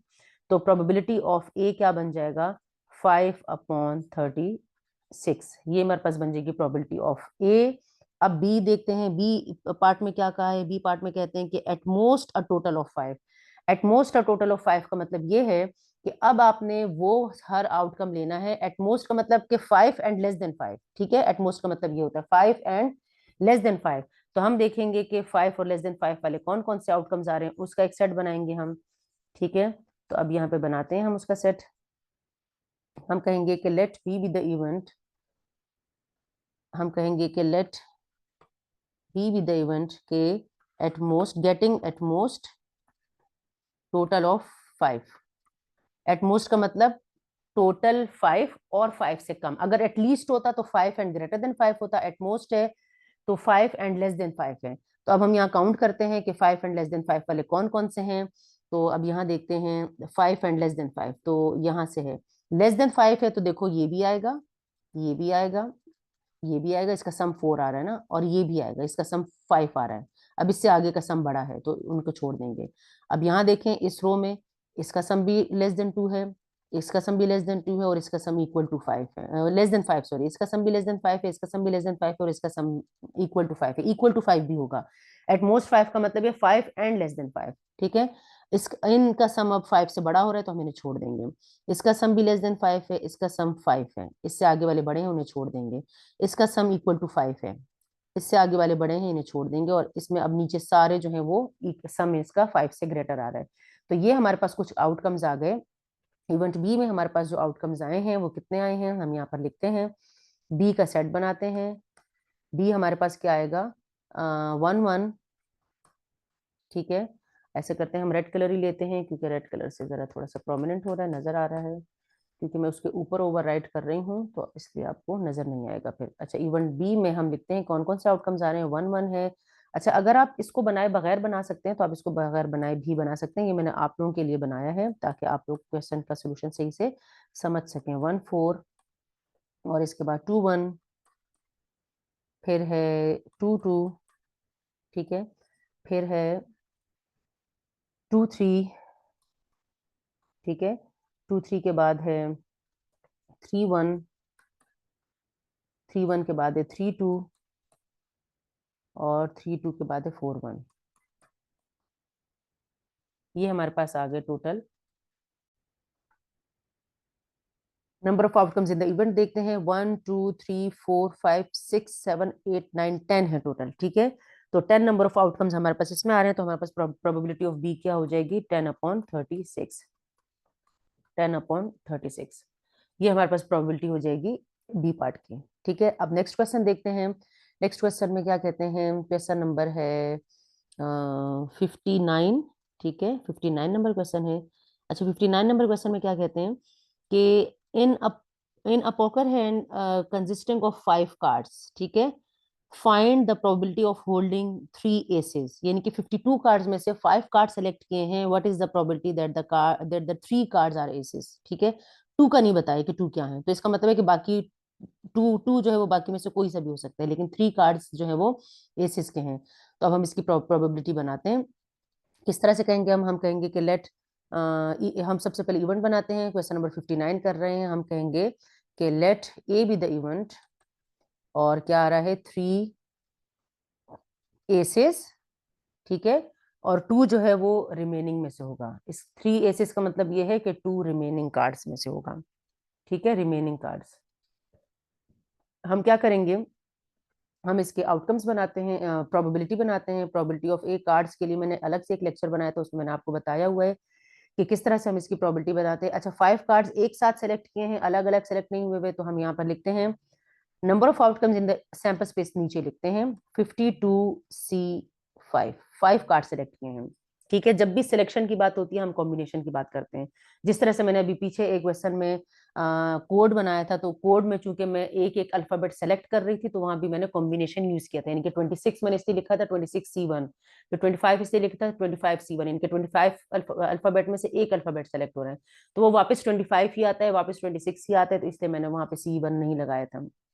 तो 25C5 हो गया। ये total number of outcomes in the sample space है, and total number of outcomes in the event A is क्या होगा, 3 एसेस हैं। 3 एसेस मींस के 4 टोटल एसेस होते हैं, 4 में से 3 एस सेलेक्ट हो रहे हैं, इनके 4 टोटल है और उसमें से 3 सेलेक्ट हो रहे हैं, मल्टीप्लाई बाय जो रिमेनिंग है। अब रिमेनिंग कितने हुए, 52 कार्ड्स में से 4 आप निकाल दें, तो बाकी यानी कि 4 एसेस आप निकाल दें, 4 एसेस में से 3 एसेस सेलेक्ट हो गए। बाकी के जो कार्ड्स बचे हैं, यानी कि जो बाकी के 2 कार्ड्स जो हैं वो एसेस नहीं आए, वो कोई और आ गया है, तो कोई और कोई सा भी हो सकता है, तो एसेस उसमें से निकाल दें, 52 में से 4 को माइनस कर दें, तो हमारे पास 48 आ जाएगा, ठीक है, 48C2।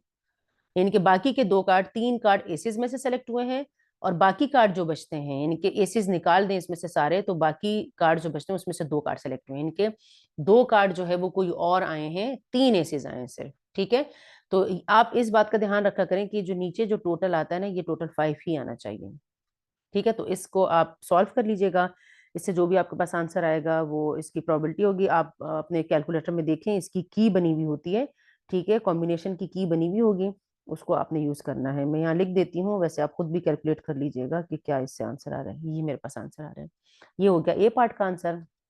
बी पार्ट में क्या कहते हैं, बी पार्ट में कहते हैं कि 4 हर्ट्स एंड 1 क्लब, ठीक है। अब हम बी पार्ट में प्रोबेबिलिटी लिखते हैं, लेट इवेंट इवेंट बनाते हैं। बी क्या है कि 4 हर्ट सेलेक्ट हुए हैं एंड 1 क्लब इज सेलेक्टेड, ये इवेंट है, ठीक है। अब प्रोबेबिलिटी बनाते हैं इसकी। प्रोबेबिलिटी ऑफ बी क्या आएगा, number of outcomes in the event. अच्छा, नीचे number of outcomes in the sample space होता है तो वो हम पहले लिख लेते हैं। 52C5, 5 कार्ड सेलेक्ट हुए हैं। 4 कार्ड्स कहते हैं कि हर्ट सेलेक्ट हुए हैं, तो टोटल हर्ट्स जो होते हैं वो 13 होते हैं। 13C4, ठीक है। कार्ड्स वाले मैं पूरा एक लेक्चर बना चुकी हूँ, अगर आपको कार्ड्स की समझ नहीं है तो आप वो लेक्चर देख सकते हैं। 13C4 और 1 क्लब है, तो इसका मतलब ये है कि क्लब टोटल होते हैं 13, तो 13 क्लब में से एक क्लब सेलेक्ट हो रहा है।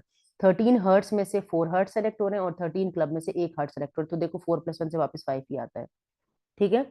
और इसे आप सॉल्व कर लेंगे तो आपके पास आ जाएगा 143/3984, ठीक है। ये हमारे पास आ गया बी पार्ट का सोल्यूशन। अब हम देखते हैं नेक्स्ट क्वेश्चन क्या है हमारे पास। नेक्स्ट क्वेश्चन की तरफ चलते हैं। अच्छा, नेक्स्ट क्वेश्चन है हमारे पास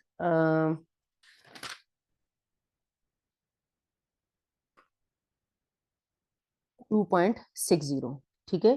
2.60 है, 2.60 है।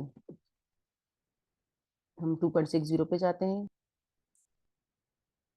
2.60 में क्या कहते हैं, 3 books are picked at random from a shelf containing 5 novels, 3 books of poems and a dictionary, ठीक है। अब 5 नॉवेल्स हैं, हम यहाँ पे लिखते हैं कि हमारे पास नॉवेल्स कितने हैं, यहाँ चलिए अंडरलाइन कर लेते हैं। 5 नॉवेल्स हैं, 3 पोएम्स की बुक है और एक डिक्शनरी है। What is the probability that the dictionary is selected, इनकी प्रोबेबिलिटी ऑफ डिक्शनरी आपने निकालनी है। तो probability of diction, total books कितनी हो गई, टोटल बुक्स मेरे पास हो गई हैं, यहाँ पर हम लिखते हैं, ये हम 2.60 कर रहे हैं, 60 नंबर क्वेश्चन कर रहे हैं, ठीक है। हमारे पास टोटल बुक्स हो गई हैं, कितनी है, 5 + 3 8, 8 और 1, एक डिक्शनरी ना, तो 9 बुक्स हैं टोटल। इनके number of outcomes in the sample space हो गया है 9, ठीक है। प्रोबेबिलिटी हमने फाइंड आउट करनी है किस चीज की, कि डिक्शनरी इज सेलेक्टेड, डिक्शनरी की प्रोबेबिलिटी हमने फाइंड आउट करनी है, ठीक है। अब नीचे आता है total number of outcomes in the sample space. Sample space में 9 बुक्स हैं, उसमें से कितनी बुक सेलेक्ट हो रही है, एक बुक सेलेक्ट हो रही है। व्हाट देखें, and a dictionary, what is the probability that the dictionary is selected, और नहीं एक्चुअली 3 बुक्स आर पिक्ड है, तो 3 बुक्स आपने सेलेक्ट की हैं एक साथ, तो 9C3 नीचे आएगा, ठीक है। 9C3 आएगा और ऊपर क्या आएगा, ऊपर आपने देखना ये number of outcomes in the sample space होगा। 9 टोटल बुक्स थी, उसमें से 3 सेलेक्ट हुई हैं, तो 9C3 आ गया, ठीक है। और हमारे पास न्यूमरेटर में क्या आएगा, न्यूमरेटर में आपने देखना है कि एक डिक्शनरी, तो एक डिक्शनरी है, इसका मतलब है कि बाकी जो डिक्शनरी के अलावा जो बुक्स हैं, बाकी 2 बुक्स उसमें से सेलेक्ट हुई हैं। तो यहाँ पर हम लिखते हैं डिक्शनरी टोटल कितनी है 1, और उसमें से सेलेक्ट कितनी हुई है 1, एक डिक्शनरी थी और वही सेलेक्ट हो गई है। लेकिन बुक्स तो 3 सेलेक्ट हुई हैं, तो बाकी की 2 बुक्स कहाँ से सेलेक्ट हुई हैं, जो बाकी की 8 बुक्स रिमेनिंग बचती हैं उसमें से 2 बुक्स सेलेक्ट हुई हैं, ठीक है। एक बुक सेलेक्ट हुई डिक्शनरी में से, डिक्शनरी टोटल 1 थी। एनसीआर में हमेशा ऊपर टोटल आता है और नीचे सेलेक्टेड आता है। Total dictionary is 1, selected dictionary is 1, ठीक है। Remaining books are 8 and total selected books are 2 remaining books, ठीक है, डिक्शनरी को निकाल के, तो ये आ गया। इसे आप सॉल्व कर लें तो आपके पास इसका आंसर आ जाएगा 1/3, ठीक है, इस तरह से। अब बी पार्ट को देखते हैं, ये ए पार्ट था। बी पार्ट को देखते हैं। बी पार्ट में कहते हैं कि 2 नॉवल सेलेक्ट हुए हैं और एक बुक ऑफ पोएम सेलेक्ट हुई है, ठीक है। तो इसकी प्रोबेबिलिटी बनाते हैं। बी पार्ट की प्रोबेबिलिटी किस चीज की है, 2 नॉवल सेलेक्ट हुए हैं, मैं लिख रही हूँ नॉवेल्स की जगह, और 1 जो है वो पोएम की बुक सेलेक्ट हुई है, ठीक है।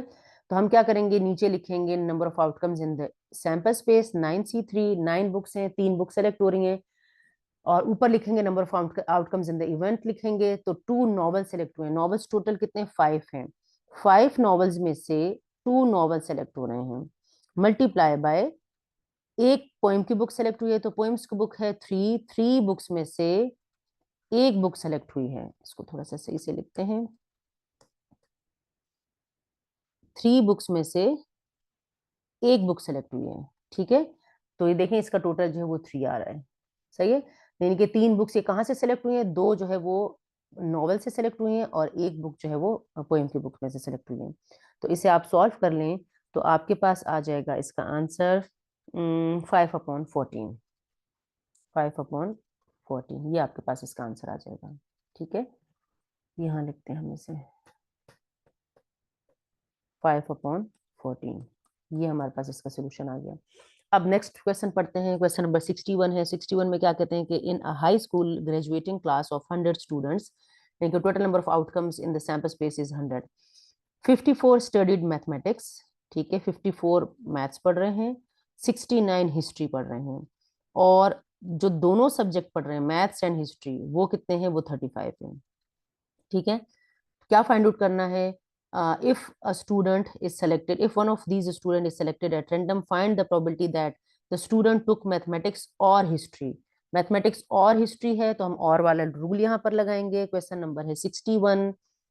61 नंबर क्वेश्चन हम सॉल्व कर रहे हैं। क्या हमसे पूछा है, हमें बताए हैं कि यहाँ पर आप थोड़ा सा डेटा लिख लीजिएगा कि क्या डेटा बन रहा है। हमारे पास total number of outcomes in the sample space आते हैं 100 हैं, टोटल स्टूडेंट्स 100 हैं। हम कह देंगे मैथमेटिक्स वालों को m से रिप्रेजेंट कर देते हैं और हिस्ट्री वालों को h से रिप्रेजेंट कर देते हैं। इनके मैथ्स के जो स्टूडेंट्स हैं, मैथ्स के वो कितने हैं टोटल, वो हैं 51। हिस्ट्री के स्टूडेंट्स हैं, इसको m से रिप्रेजेंट कर दें, हिस्ट्री के स्टूडेंट्स को h से रिप्रेजेंट कर दें। हिस्ट्री के स्टूडेंट्स हैं टोटल कितने, 69, ठीक है। और मैथ्स एंड हिस्ट्री के स्टूडेंट्स यानी कि m इंटरसेक्शन h क्या कितने हैं, ये 35 है। ये दोनों सब्जेक्ट पढ़ रहे हैं। फाइंड आउट क्या करनी है, प्रोबेबिलिटी ऑफ m और h फाइंड आउट करना है। तो प्रोबेबिलिटी ऑफ ए पार्ट हम कर रहे हैं, ए पार्ट इसका प्रोबेबिलिटी ऑफ m और h यानी कि m union h find out करना है। तो probability of m plus probability of h, जब इंटरसेक्शन दिया हो तो आपको सोचने की जरूरत ही नहीं है कि म्यूचुअली एक्सक्लूसिव है या नहीं, नॉट म्यूचुअली है या म्यूचुअली है। अंडरस्टूड है कि नॉट म्यूचुअली है, इनका इंटरसेक्शन एम्प्टी नहीं है, तभी इसके इंटरसेक्शन की वैल्यू हमें गिवन है, minus probability of m intersection h। ठीक है, प्रोबेबिलिटीज लगाते हैं। प्रोबेबिलिटी ऑफ m, मैथ्स के टोटल कितने स्टूडेंट से 51, कितने में से हैं, 100 में से, 51/100, plus probability of history students, 69 students history के हैं, टोटल स्टूडेंट्स हैं 100। Probability of m intersection h 35 है और टोटल स्टूडेंट्स हैं 100। आप इसे सिंप्लीफाई कर लें तो आपके पास आ जाएगा 34 अपॉन, आपके पास आ जाएगा 88/100, 88/100 आ जाएगा। ये हो गया सी पार्ट का सोल्यूशन, बी किसका है, ए पार्ट का सोल्यूशन है। अब बी पार्ट देखते हैं, बी पार्ट में क्या कहते हैं, ये ऊपर वाली ड्राइंग थ्रो, अच्छा सारी क्लियर हो गई है, ठीक है। अब बी पार्ट देखते हैं, बी पार्ट में क्या कहते हैं, the student did not take either of these subjects, ठीक है। यानी कि अब आपने क्या करना है, अभी जो आपने फाइंड आउट किया उसी का कॉम्प्लीमेंट। इसमें कहा कि बोथ सब्जेक्ट्स यानी कि दिस और दिस, अब पूछा है कि did not take either of these subjects यानी कि नीदर मैथ्स नॉर हिस्ट्री, यानी कि मैथ्स और हिस्ट्री का कॉम्प्लीमेंट, इसका नेगेशन, ठीक है। यानी कि बी पार्ट में क्या फाइंड आउट करना है, probability of maths intersection history का कॉम्प्लीमेंट, तो ये आ जाएगा 1 माइनस, सॉरी यूनियन का कॉम्प्लीमेंट है, यूनियन और है ना, नीदर और नॉर, इस तरह से मैथ्स और यूनियन हिस्ट्री का कॉम्प्लीमेंट है। तो क्या आ जाएगा, probability 1 minus probability of m union h, m union h अभी हमने कैलकुलेट किया 88/100 आ रहा था, ठीक है। तो इसको आप सिंप्लीफाई कर लें तो आपके पास आ जाएगा 12/100। सी पार्ट पढ़ते हैं, सी पार्ट में क्या कहते हैं, the student took history but not maths, ठीक है। हिस्ट्री ले रहा है और मैथ्स नहीं ले रहा, ठीक है। यानी कि आपने फाइंड आउट करना है किस इसकी प्रोबेबिलिटी, आपने सी पार्ट में फाइंड आउट करनी है प्रोबेबिलिटी ऑफ हिस्ट्री ले रहा है लेकिन मैथ्स नहीं पढ़ता, and not maths, probability of history but not maths, ठीक है। तो इसको कैसे करेंगे, अभी मैंने इससे पिछले वाले पीछे जो क्वेश्चंस हम शुरू के कर रहे थे उसमें मैंने बताया था कि ए इंटरसेक्शन बी कॉम्प्लीमेंट कैसे सिंप्लीफाई करते हैं हम, प्रोबेबिलिटी ऑफ एच आता है, इनकी probability of A minus probability of A intersection B यानी कि एच इंटरसेक्शन एम। शुरू के क्वेश्चंस देखें उसमें मैंने बताया था प्रोबेबिलिटी ऑफ एच मेरे पास क्या है, 69/100, ये भी हमने बताया था, हिस्ट्री जो पढ़ रहे हैं 69/100 है, 69/100, ठीक है, minus probability of history and maths, history and maths 35 students हैं तो 35/100, ठीक है। तो इससे मेरे पास आ जाएगा 34/100, ये मेरे पास आ जाएगी सी पार्ट की प्रोबेबिलिटी, ठीक है। अब क्वेश्चन नंबर 62 देखते हैं। क्वेश्चन नंबर 62 में क्या कहते हैं? 62 में किसी पिज्जा कंपनी के बारे में बताया है कि वो पिज्जा कंपनी जो है वो क्या कर रही है कि, अच्छा इसको थोड़ा सा ऐसे कर लेते हैं, ठीक है। अच्छा, क्या कहते हैं कि पिज्जा कंपनी है uses taste testing and statistical analysis of the data prior to marketing any new product, ठीक है। Consider a study involving 3 types of crust, thin, thin with garlic and oregano, and thin with bits of cheese, ठीक है। अब ये कहते हैं कि Dom's is also studying 3 sauces, कौन कौन से? स्टैंडर्ड है, स्टैंडर्ड सॉस है, a new sauce with more garlic and a new sauce with fresh BECIL. How many combinations of crust and sauce are in involved, ठीक है। अब how many combination involve, अब 3 देखो इसके हैं, क्रस्ट के हैं, और 3 ही जो है किसके हैं? सॉस के हैं। तो कितने इन्वॉल्व हो गए? 3 × 3, सिंपल, ठीक है। दोनों को मल्टीप्लाई करेंगे तो इतने कॉम्बिनेशन इसके अंदर इन्वॉल्व हैं, इनके 3 × 3 से आता है 9, 9 कॉम्बिनेशन जो है टोटल इन्वॉल्व हैं। इनके total number of outcomes in the sample space क्या आएगा? 9 आएगा, ठीक है। बी पार्ट में क्या पूछते हैं? व्हाट इज द प्रोबेबिलिटी, ये हमने अभी ए पार्ट किया है। बी पार्ट में क्या कहते हैं? What is the probability that a जज will get a plain thin crust with a standard sauce for the first taste test, ठीक है। अच्छा, अब फर्स्ट टेस्ट टेस्ट, अब यहाँ पे देखें, अब जो टोटल हमारे पास 9 कॉम्बिनेशंस बने हैं वो किस तरह से बने हैं कि एक क्रस्ट ये होगा तो उसका सॉस ये होगा, फिर क्रस्ट ये होगा तो सॉस ये होगा, फिर क्रस्ट ये होगा तो सॉस, इस तरह से कॉम्बिनेशंस बने हैं, ठीक है। तो अब ये कहते हैं कि एक जो उसने जो भी सेलेक्ट किया है वो कौन सा सेलेक्ट किया है कि वो क्रस्ट है विद अ स्टैंडर्ड सॉस। तो कोई एक ही, यानी कि 9 कॉम्बिनेशंस में से कोई एक ही ऐसा होगा जिसके ऊपर जो कि क्या होगा कि थिन क्रस्ट होगा और उसके ऊपर स्टैंडर्ड जो है वो सॉस लगा हुआ होगा, यानी कि इसकी प्रोबेबिलिटी आ जाएगी 1/9, 1 ही ऐसे होंगे, ठीक है। अच्छा, नेक्स्ट पार्ट देखते हैं। नेक्स्ट पार्ट में क्या कहते हैं कि प्रोबेबिलिटी ऑफ इसको थोड़ा सा क्लियर करते हैं।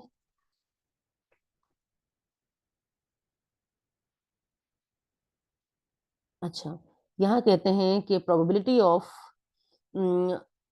according to the consumer digest, the probable location of personal computers in the home is as follows.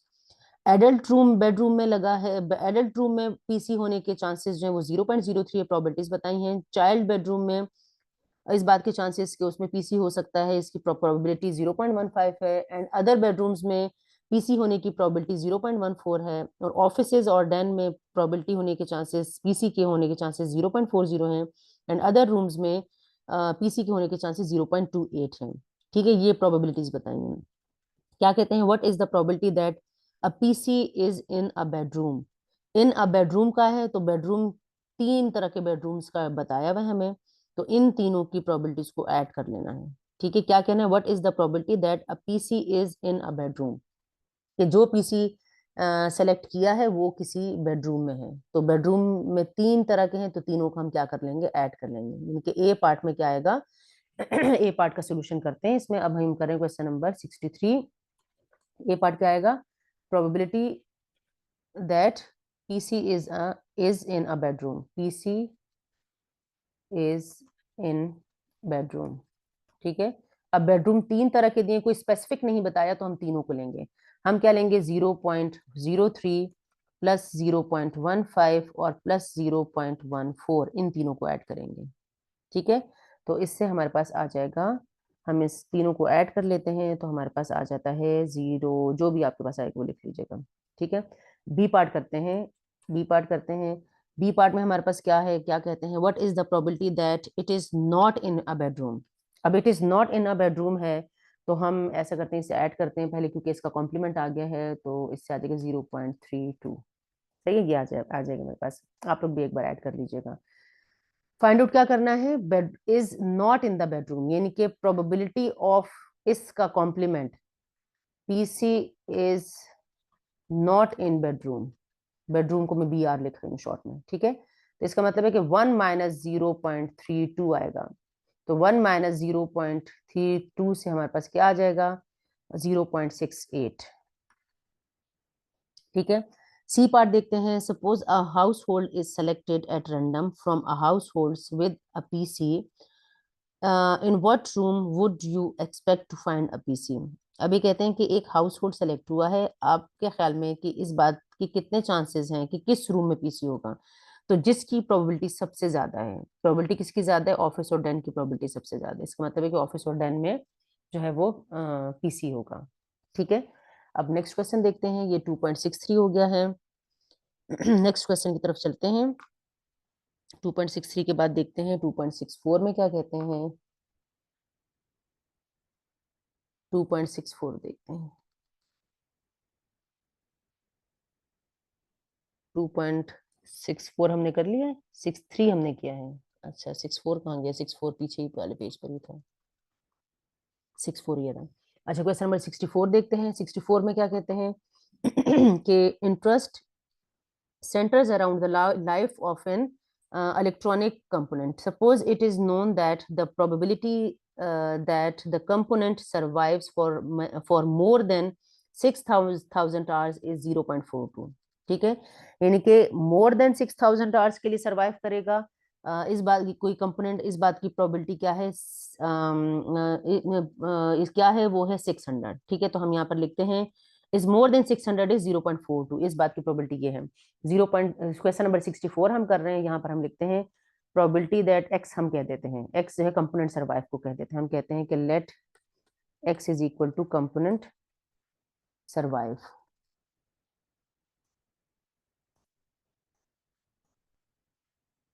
Survived, ठीक है, इस तरह से लिख देते हैं।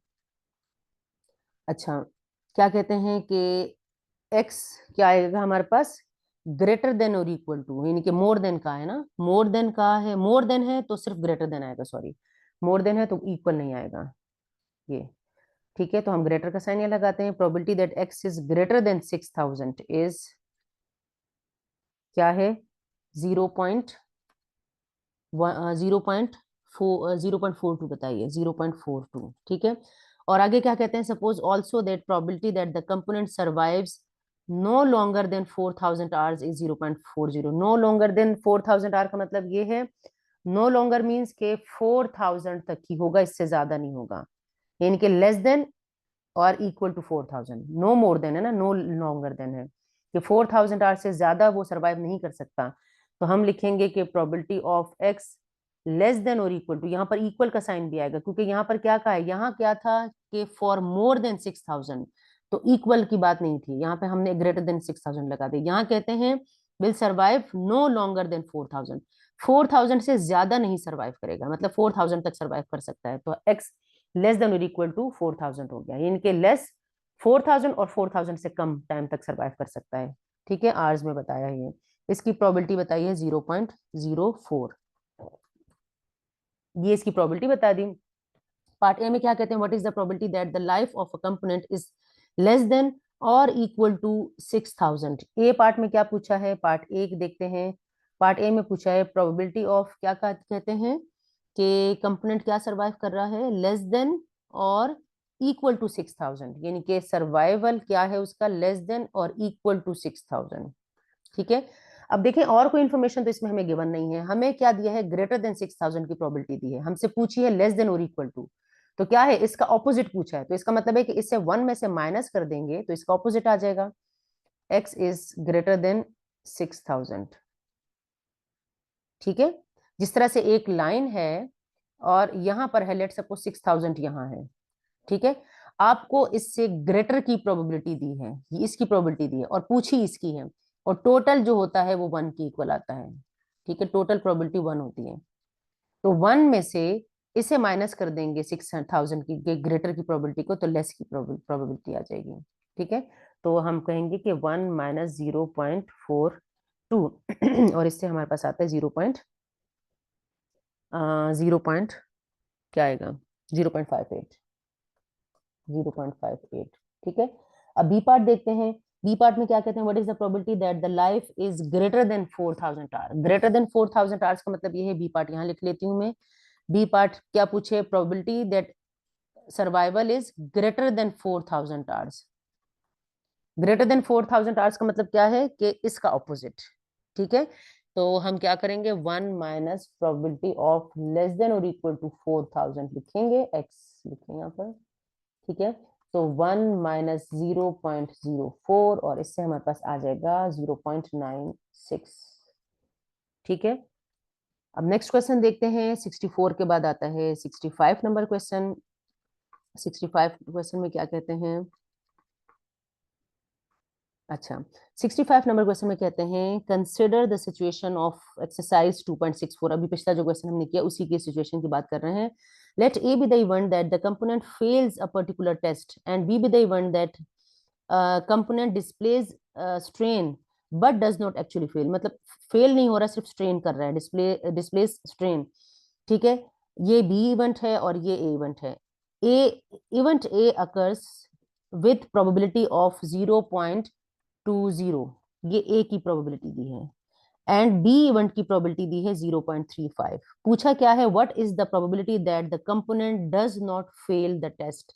Does not fail the test का मतलब ये है कि फेल की प्रोबेबिलिटी दी है और डज नॉट की पूछी है, तो इसका मतलब है ए कॉम्प्लीमेंट। ए क्या है, हमें यहाँ पर इवेंट अलग अलग लिखने की जरूरत नहीं है, इवेंट को कोई लेटर असाइन करने की जरूरत नहीं है, यहाँ पे ऑलरेडी बताया हुआ कि ए इवेंट इसे कहते हैं और बी इवेंट इसे कहते हैं। ठीक है, तो पूछा क्या है हमसे, हमसे पूछी है probability of A complement. A part क्या है इसका, 2.65 का ए पार्ट हम कर रहे हैं।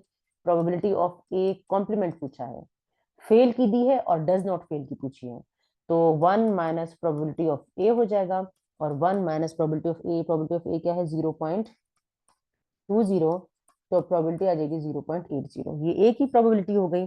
इसके बाद क्या करना है, इसके बाद पूछा है प्रोबेबिलिटी ऑफ बी पार्ट में, देखते हैं क्या पूछा है। What is the probability that the component works perfectly well, that is neither displays strains nor fails.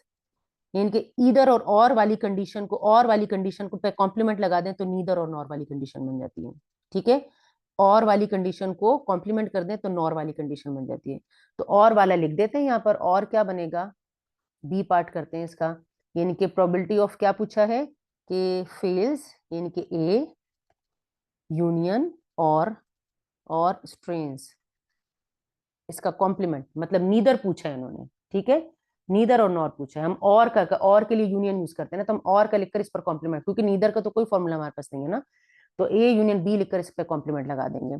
A union B हमारे पास कैसे आएगा, probability of A union B कैसे आएगा, 1 minus probability of A union B से, यानी A union complementary event है ना, तो इसमें फॉर्मूला लगाते हैं। फॉर्मूला मेरे पास क्या बनेगा, probability of A plus probability of B. ठीक है, इंटरसेक्शन नहीं लिख रही कि ऑब्वियसली ये फेल की प्रोबेबिलिटी है, ये स्ट्रेन की प्रोबेबिलिटी है। इनके स्ट्रेन का मतलब है कि एक्चुअली फेल नहीं हो रहा, थोड़ा बहुत जो है वो काम कर रहा है। तो ये दोनों एक साथ तो नहीं हो सकते ना, या तो फेल होगा या ये होगा, और वैसे भी अगर ये साथ होता तो यहाँ पर इंटरसेक्शन की प्रोबेबिलिटी गिवन होती क्योंकि कोई और इन्फॉर्मेशन इन्होंने नहीं दी, कोई और डेटा नहीं दिया, डायरेक्ट प्रोबेबिलिटीज दी। तो जब डायरेक्ट प्रोबेबिलिटीज दी होती हैं तो फिर इंटरसेक्शन की प्रोबेबिलिटी या तो दी होगी या फिर किसी एक पार्ट में पहले पूछी गई होती और हम फाइंड आउट कर चुके होते। ठीक है, तो अब यहाँ पर क्या करेंगे, 1 minus probability of A is 0.20 and probability of B is, B की प्रोबेबिलिटी क्या है, 0.235, 0.35। ठीक है, और इसको आप ऐड और सब्ट्रैक्ट कर लें तो आपके पास आ जाएगा 0.45। ठीक है, सी पार्ट में क्या कहते हैं, what is the probability that the component either fails or shows strains in the test है, यानी कि probability of A union B पूछा है सी पार्ट में। क्या पूछा है सी पार्ट में, यहाँ लिखते हैं, सी पार्ट में पूछा है probability of A union B पूछा है। ठीक है, तो ए यूनियन बी ये रहा, हमने भी फाइंड आउट किया है, 0.20 प्लस 0.35।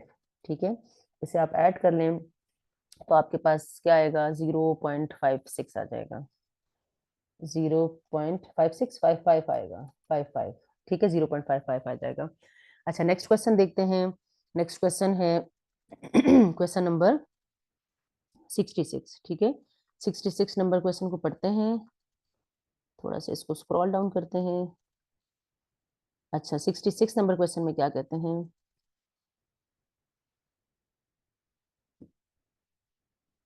ये ऊपर से चला गया, थोड़ा सा ऊपर करते हैं इसे। अच्छा, 66 नंबर क्वेश्चन में कहते हैं कि कोई factory workers are constantly encourage to practice zero tolerance when it comes to accident in factories. ठीक है, थोड़ी सी हिस्ट्री बताइए इसकी। Accidents can occur because the working environment और conditions themselves are unsafe. On the other hand, accidents can occur due to carelessness or so called human error। ठीक है, in addition the workers shift जो है, workers की shift के बारे में बताया है कि 7 से 3 तक की शिफ्ट डे शिफ्ट कहलाती है, 3 PM टू 11 PM की शिफ्ट को इवनिंग शिफ्ट कह रहे हैं, और 11 PM टू 7 AM की शिफ्ट को ग्रेवयार्ड शिफ्ट करें, इनकी नाइट शिफ्ट जो जिसको यहाँ कहा जाता है। तो मे बी अ फैक्टर। ठीक है, अब ये कहते हैं कि during the last year 300 accidents have occurred. The percentages of the accidents for the condition combinations are as follows. यहाँ पर बताया है शिफ्ट्स, यहाँ पे बताया है अनसेफ कंडीशन की परसेंटेज, और यहाँ बताया ह्यूमन एरर की। अभी थोड़ा सा मैं टेबल आपको एक्सप्लेन कर देती हूँ। इनके 5% चांसेस हैं एक्सीडेंट अनसेफ कंडीशन की वजह से हुआ है during day duties, day shift में। ठीक है, एंड 32% चांसेस हैं कि डे टाइम में जो एक्सीडेंट्स हो रहे हैं वो ह्यूमन एरर की वजह से हो रहे हैं। 6% चांसेस हैं कि इवनिंग शिफ्ट में जो एक्सीडेंट्स हो रहे हैं वो अनसेफ कंडीशन की वजह से हो रहे हैं, and 25% is the probability that in the evening shift जो है वो accidents has been occur due to the human error. ठीक है, और ग्रेवयार्ड शिफ्ट में 2% चांसेस है कि इन द ग्रेवयार्ड शिफ्ट जो है वो accidents has been occur due to the unsafe condition, and 30% chances are that the accidents have been occurred due to the human errors। ठीक है, if an accident report is selected randomly from the 300 reports, total 300 accidents के reports है, उसमें से कोई एक randomly एक report हमने सेलेक्ट कर ली है। What is the probability that the accident occurred on the graveyard shift? Graveyard shift में आया है तो ग्रेवयार्ड शिफ्ट को देखें। अब इन्होंने अनसेफ और ह्यूमन एरर यानी कि उसका रीजन नहीं पूछा कि शिफ्ट ये कि ग्रेवयार्ड शिफ्ट में किस वजह से वो एक्सटेंड हुआ है। तो ग्रेवयार्ड शिफ्ट में टोटल 2% ह्यूमन अनसेफ कंडीशन की वजह से एक्सटेंड हुए हैं, और 30% एक्सटेंड जो ह्यूमन एरर की वजह से हुए हैं।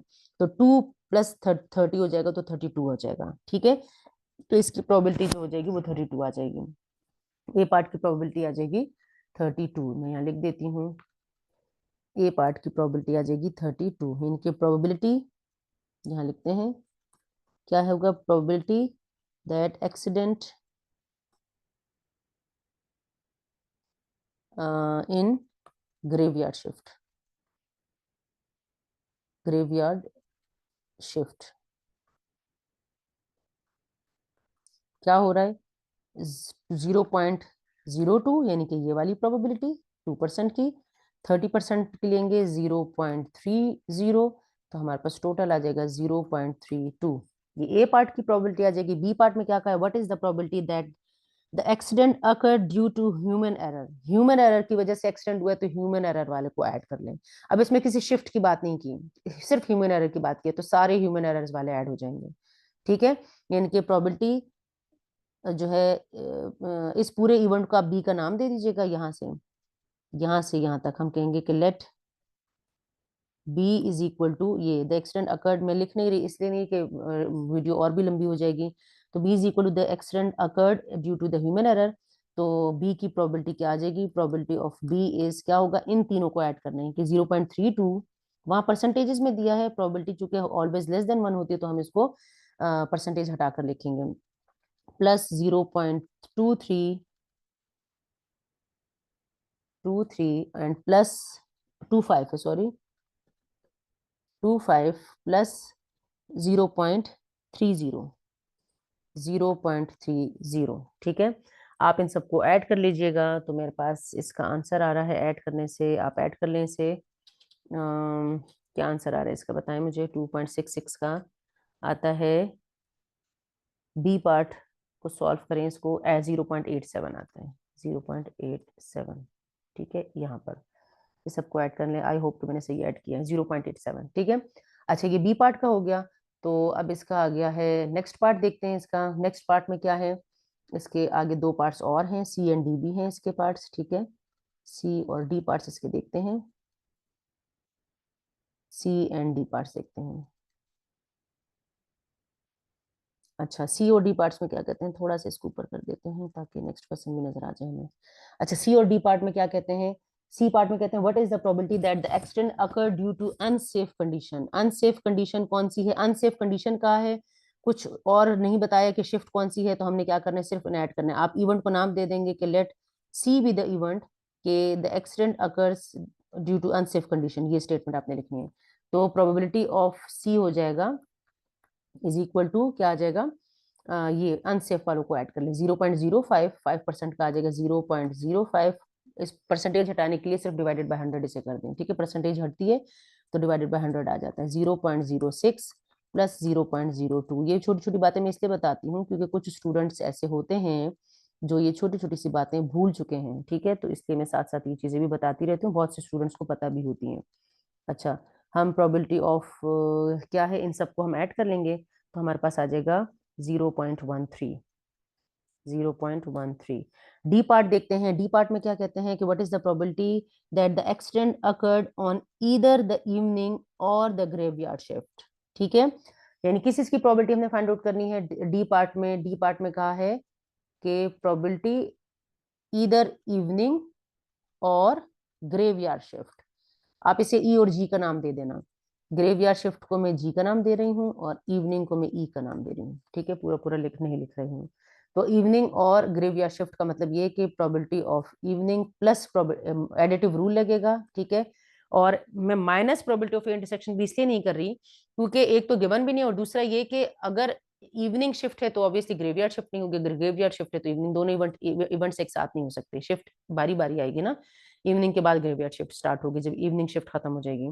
तो इवनिंग शिफ्ट का क्या क्या की प्रोबेबिलिटी देख लें, इवनिंग शिफ्ट की प्रोबेबिलिटी क्या, इन दोनों का सम जो आएगा, ठीक है, यानी कि 25 और +6, तो इससे हमारे पास आ जाएगा ये 25 + 6, यहाँ पर बल्कि मैं इस तरह से लिख देती हूँ, प्रोबेबिलिटी ऑफ इवनिंग शिफ्ट क्या है, 0.06 प्लस 0.25, आप चाहें तो डायरेक्ट भी लिख सकते हैं। देखो इवनिंग शिफ्ट में ये दो है ना, दो कंडीशंस हैं, इन दो कंडीशंस में जो है वो एक्सीडेंट्स होते हैं, तो ये मेरे पास आ गया। और जी की प्रोबेबिलिटी क्या है, ग्रेवयार्ड की प्रोबेबिलिटी 0.02 और प्लस 0, यहाँ पर कोई इधर यहाँ एडिटिव रूल नहीं लगा, एडिटिव रूल यहाँ लगा है, ठीक है, ई के अंदर ये दो तरह की कंडीशंस में एक्सीडेंट्स होते हैं तो वो दोनों ऐड हो रहे हैं।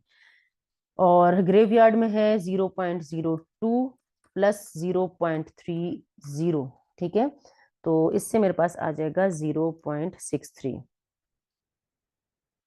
ठीक है। आई होप कि मैं सही कैलकुलेशंस मैंने की हुई हैं, आप भी करके देख लीजिएगा, ठीक है, ह्यूमन एरर हो सकता है एडिशन सब्ट्रैक्शन में, आप देख लीजिएगा इसे। अच्छा, अब इसके बाद देखते हैं नेक्स्ट क्वेश्चन। नेक्स्ट क्वेश्चन में क्या कहते हैं, 67 वाले में क्या कहते हैं, 67 में कहते हैं कि कंसिडर अ सिचुएशन, अच्छा थोड़ा सा इसे नीचे करते हैं,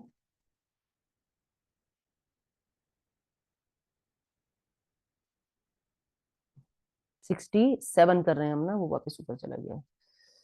अच्छा, यहाँ से देखते हैं 67 वाला, ओहो 67 वाला देखते हैं, बस थोड़े से क्वेश्चंस रह गए एक्सरसाइज के, तीन क्वेश्चंस और, दो क्वेश्चंस और हैं इसके बाद।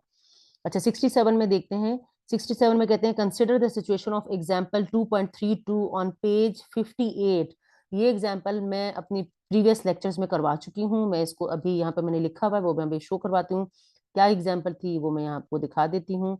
वो एग्जांपल ये थी, ठीक है, एग्जांपल क्या थी कि इफ ये है, if the probabilities that an automobile machine will service 3, 4, 5, 6, 7 और 8 or more cars on any given working day are respectively this, ये प्रोबेबिलिटीज यहाँ पे बताई हुई हैं। व्हाट इज द प्रोबेबिलिटी, आगे इन्होंने क्वेश्चन पूछा होता है, तो क्वेश्चन अब ये नहीं है, कंडीशन आपने ये लेनी है, सिचुएशन ये लेनी है जो इस एग्जाम्पल में थी, एग्जाम्पल मैंने यहाँ पर लिख दी है, ठीक है।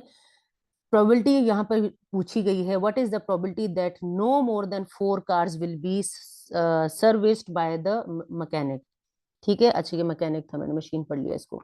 अच्छा, यहाँ पर क्या है, अच्छा हमने क्या करना है, हमने किस चीज की प्रोबेबिलिटी फाइंड आउट करें, no more than 4, no more than 4 का मतलब ये है कि 4 से ज्यादा नहीं, मतलब 4 और 4 से कम हो सकती हैं। तो 4 और 4 से कम का मतलब क्या हुआ कि नो मोर देन 4 का मतलब हुआ कि 4 और 4 से कम। तो 4 और 4 से कम में किस किस की प्रोबेबिलिटी दी है, देखो हमें 3 कार्स की प्रोबेबिलिटी दी है, 4 कार्स की दी, यानी कि 4 से कम 3 ही कार्स हो हैं जो उधर सर्विस होती हैं। सही है, तो हम क्या लिखेंगे, हम कहेंगे कि प्रोबेबिलिटी ऑफ, यहाँ पर हम लिखते हैं, हम कहेंगे कि प्रोबेबिलिटी, ए पार्ट की प्रोबेबिलिटी लिखते हैं, ए पार्ट की प्रोबेबिलिटी आ जाएगी probability of less than 4 cars. अच्छा, एक्स को लिख देते हैं कि कार सर्विस हो रही है, ठीक है, एक्स को लिखते हैं, एक्स कह देते हैं, हम कहेंगे कि एक्स क्या है, कि कार्स सर्विस्ड, ठीक है। तो क्या पूछा है ए पार्ट में, ए पार्ट में पूछा है कि नो मोर देन, यानी कि एक्स लेस देन और equal to 4, no more than 4 है मतलब 4 तो हो रही है ना, तो एक्स लेस देन और इक्वल टू 4 है, तो इसका मतलब है कि probability of 3 cars plus probability of 4 cars, क्योंकि 4 से कम जो है 3 ही कार्स की प्रोबेबिलिटी दी है, इनके 3 सर्विस होती हैं, ठीक है। तो प्रोबेबिलिटी ऑफ 3 क्या आ जाएगा, प्रोबेबिलिटी ऑफ 3 दी है 0.12 और प्रोबेबिलिटी ऑफ 4 दी है 0.19, ठीक है। आप इन दोनों को ऐड कर लें तो आपके पास आ जाएगा 0.24, 0.24 नहीं आएगा, जीरो क्या आएगा, 0.12 और 0.29, तो आपके पास आ जाएगा 0.31 आ जाएगा, ठीक है। ये अब हो गए हमारे ए पार्ट की प्रोबेबिलिटी। अब बी पार्ट देखते हैं, बी पार्ट में क्या पूछा है, बी पार्ट में कहते हैं what is the probability that he will service fewer than 8 cars, fewer than 8 cars का मतलब है कि 8 से कम कार्स, ठीक है।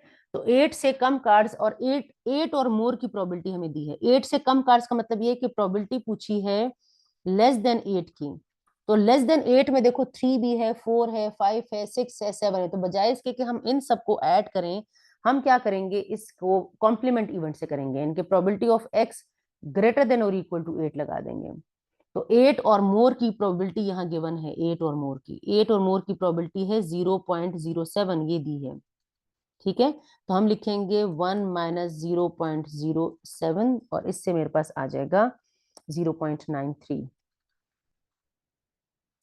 सी पार्ट में क्या कहते हैं कि what is the probability that he will service either 3 और 4 कार्स, यानी कि सी पार्ट में प्रोबेबिलिटी पूछी है 3 और 4 कार्स की। तो 3 और 4 कार्स में क्या करेंगे, प्रोबेबिलिटी ऑफ 3 कार्स, कार्स के लिए मैं सी लिख रही हूँ, प्लस प्रोबेबिलिटी, आप पूरा लिखिएगा, प्रोबेबिलिटी ऑफ 4 कार्स, ठीक है। तो प्रोबेबिलिटी ऑफ 3 कार्स क्या है, 3 कार्स की प्रोबेबिलिटी है 0.12 और 4 कार्स की प्रोबेबिलिटी है 0.19, ठीक है। इंटरसेक्शन इसलिए नहीं आ सकता कि या तो 3 कार सर्विस करेंगे या 4 कार सर्विस करेंगे एक दिन में, ठीक है। ऐसा ऐसा तो नहीं हो सकता कि मैं कहूँ कि आज मैंने 3 कार्स भी सर्विस की हैं एंड 4 कार्स भी सर्विस की हैं, तो एंड नहीं आ सकता, इसमें इंटरसेक्शन नहीं है, म्यूचुअल एक्सक्लूसिव इवेंट्स हैं, ठीक है। तो इससे मेरे पास आ जाएगा 0.31। तो ये मेरे पास सोल्यूशन आ गया किसका, क्वेश्चन नंबर 67 का, ठीक है। 67 का सोल्यूशन हमने देख लिया, 68 का सोल्यूशन देखते हैं। 68 पार्ट में क्या कहते हैं कि, इसे हटाते हैं यहाँ से, ठीक है। अच्छा, क्वेश्चन नंबर 68 में क्या कहते हैं कि interest centers around the nature of an oven purchased at a particular department store. It can be either a gas or an electric oven. Consider the decisions made by 6 distinct customers. ठीक है, 6 distinct customers आए हैं। अब हम देखते हैं कि पूछा क्या हमसे, suppose that the probability is 0.40 that at most 2 of these individuals purchase an electric oven. What is the probability, यानी कि 0.4 इस बात की probability है कि इन 6 में से 2 of these individuals purchase an electric oven. What is the probability that at least 3 purchase the electric oven? At least 3 purchase the electric oven का मतलब क्या हुआ, at least 3 का मतलब ये है कि 3 and greater than 3, ठीक है। अब 3 और ग्रेटर देन 3 की तो प्रोबेबिलिटी नहीं दी, इस क्वेश्चन के अंदर तो डेटा ही नहीं दिया कोई, हमें सिर्फ किस चीज की प्रोबेबिलिटी दी है, प्रोबेबिलिटी हमें दी है, ये क्वेश्चन नंबर ये वाला मैं कर रही हूँ, ये 68 नंबर क्वेश्चन हम कर रहे हैं, यहाँ पर मैं लिख देती हूँ, ठीक है।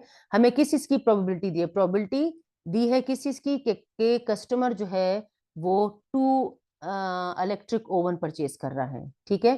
प्रोबेबिलिटी किस चीज की दी है, 2 इलेक्ट्रिकल ओवन की दी है, इलेक्ट्रिक ओवन लिख रही हूँ मैं, ठीक है। 2 इलेक्ट्रिक ओवन की प्रोबेबिलिटी दी है 0.40 दी है, सही है। और किस चीज की दी है, 2 मतलब एटमोस्ट 2 कहा था ना, तो एटमोस्ट 2 में लेस देन आएगा, यहाँ पर हम लिखते हैं कि लेस देन 2, इस तरह से इसको आप ऐसे लिखें। एक मिनट, हम x लेते हैं, हम कहते हैं कि लेट x क्या है कि purchase electric oven, electric oven, ठीक है। तो प्रोबेबिलिटी किस चीज की दी है, x लेस देन और इक्वल टू 2 की दी है, एटमोस्ट 2 की प्रोबेबिलिटी दी है कि at most 2 of these individuals purchase an electric oven.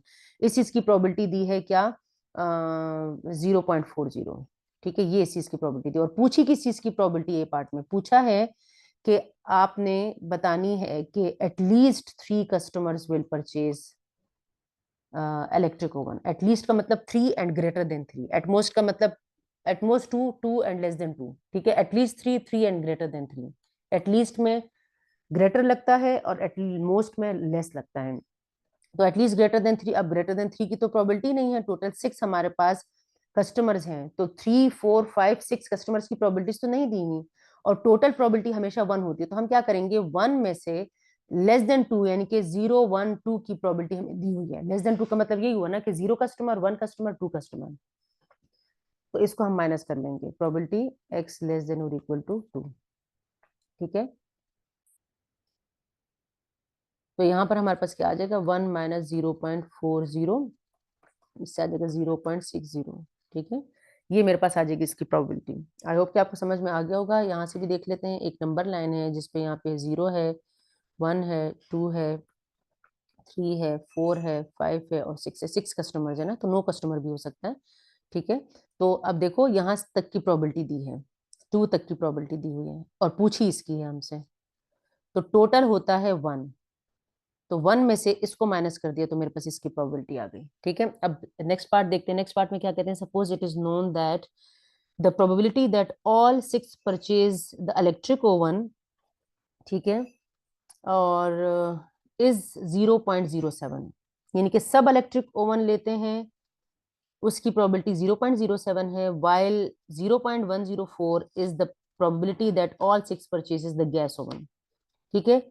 सारे कस्टमर इलेक्ट्रिक ओवन ले रहे हैं, इस बात की प्रोबेबिलिटी 0.07 है। सारे कस्टमर गैस ओवन ले रहे हैं, इस बात की प्रोबेबिलिटी जो है वो 0.104 है, सही है। क्या पूछा है हमसे, हमें कहते हैं what is the probability that at least one of each type is purchased, one of each type is purchased, ठीक है। तो at least one of each type का मतलब ये है कि 1, 2, 3, 4 इस तरह से करके हमने बताना है, ठीक है। हमें चूंकि अलग अलग प्रोबेबिलिटीज नहीं दी हुई, पहले ऐसा करते हैं कि हम प्रोबेबिलिटी निकाल लेते हैं।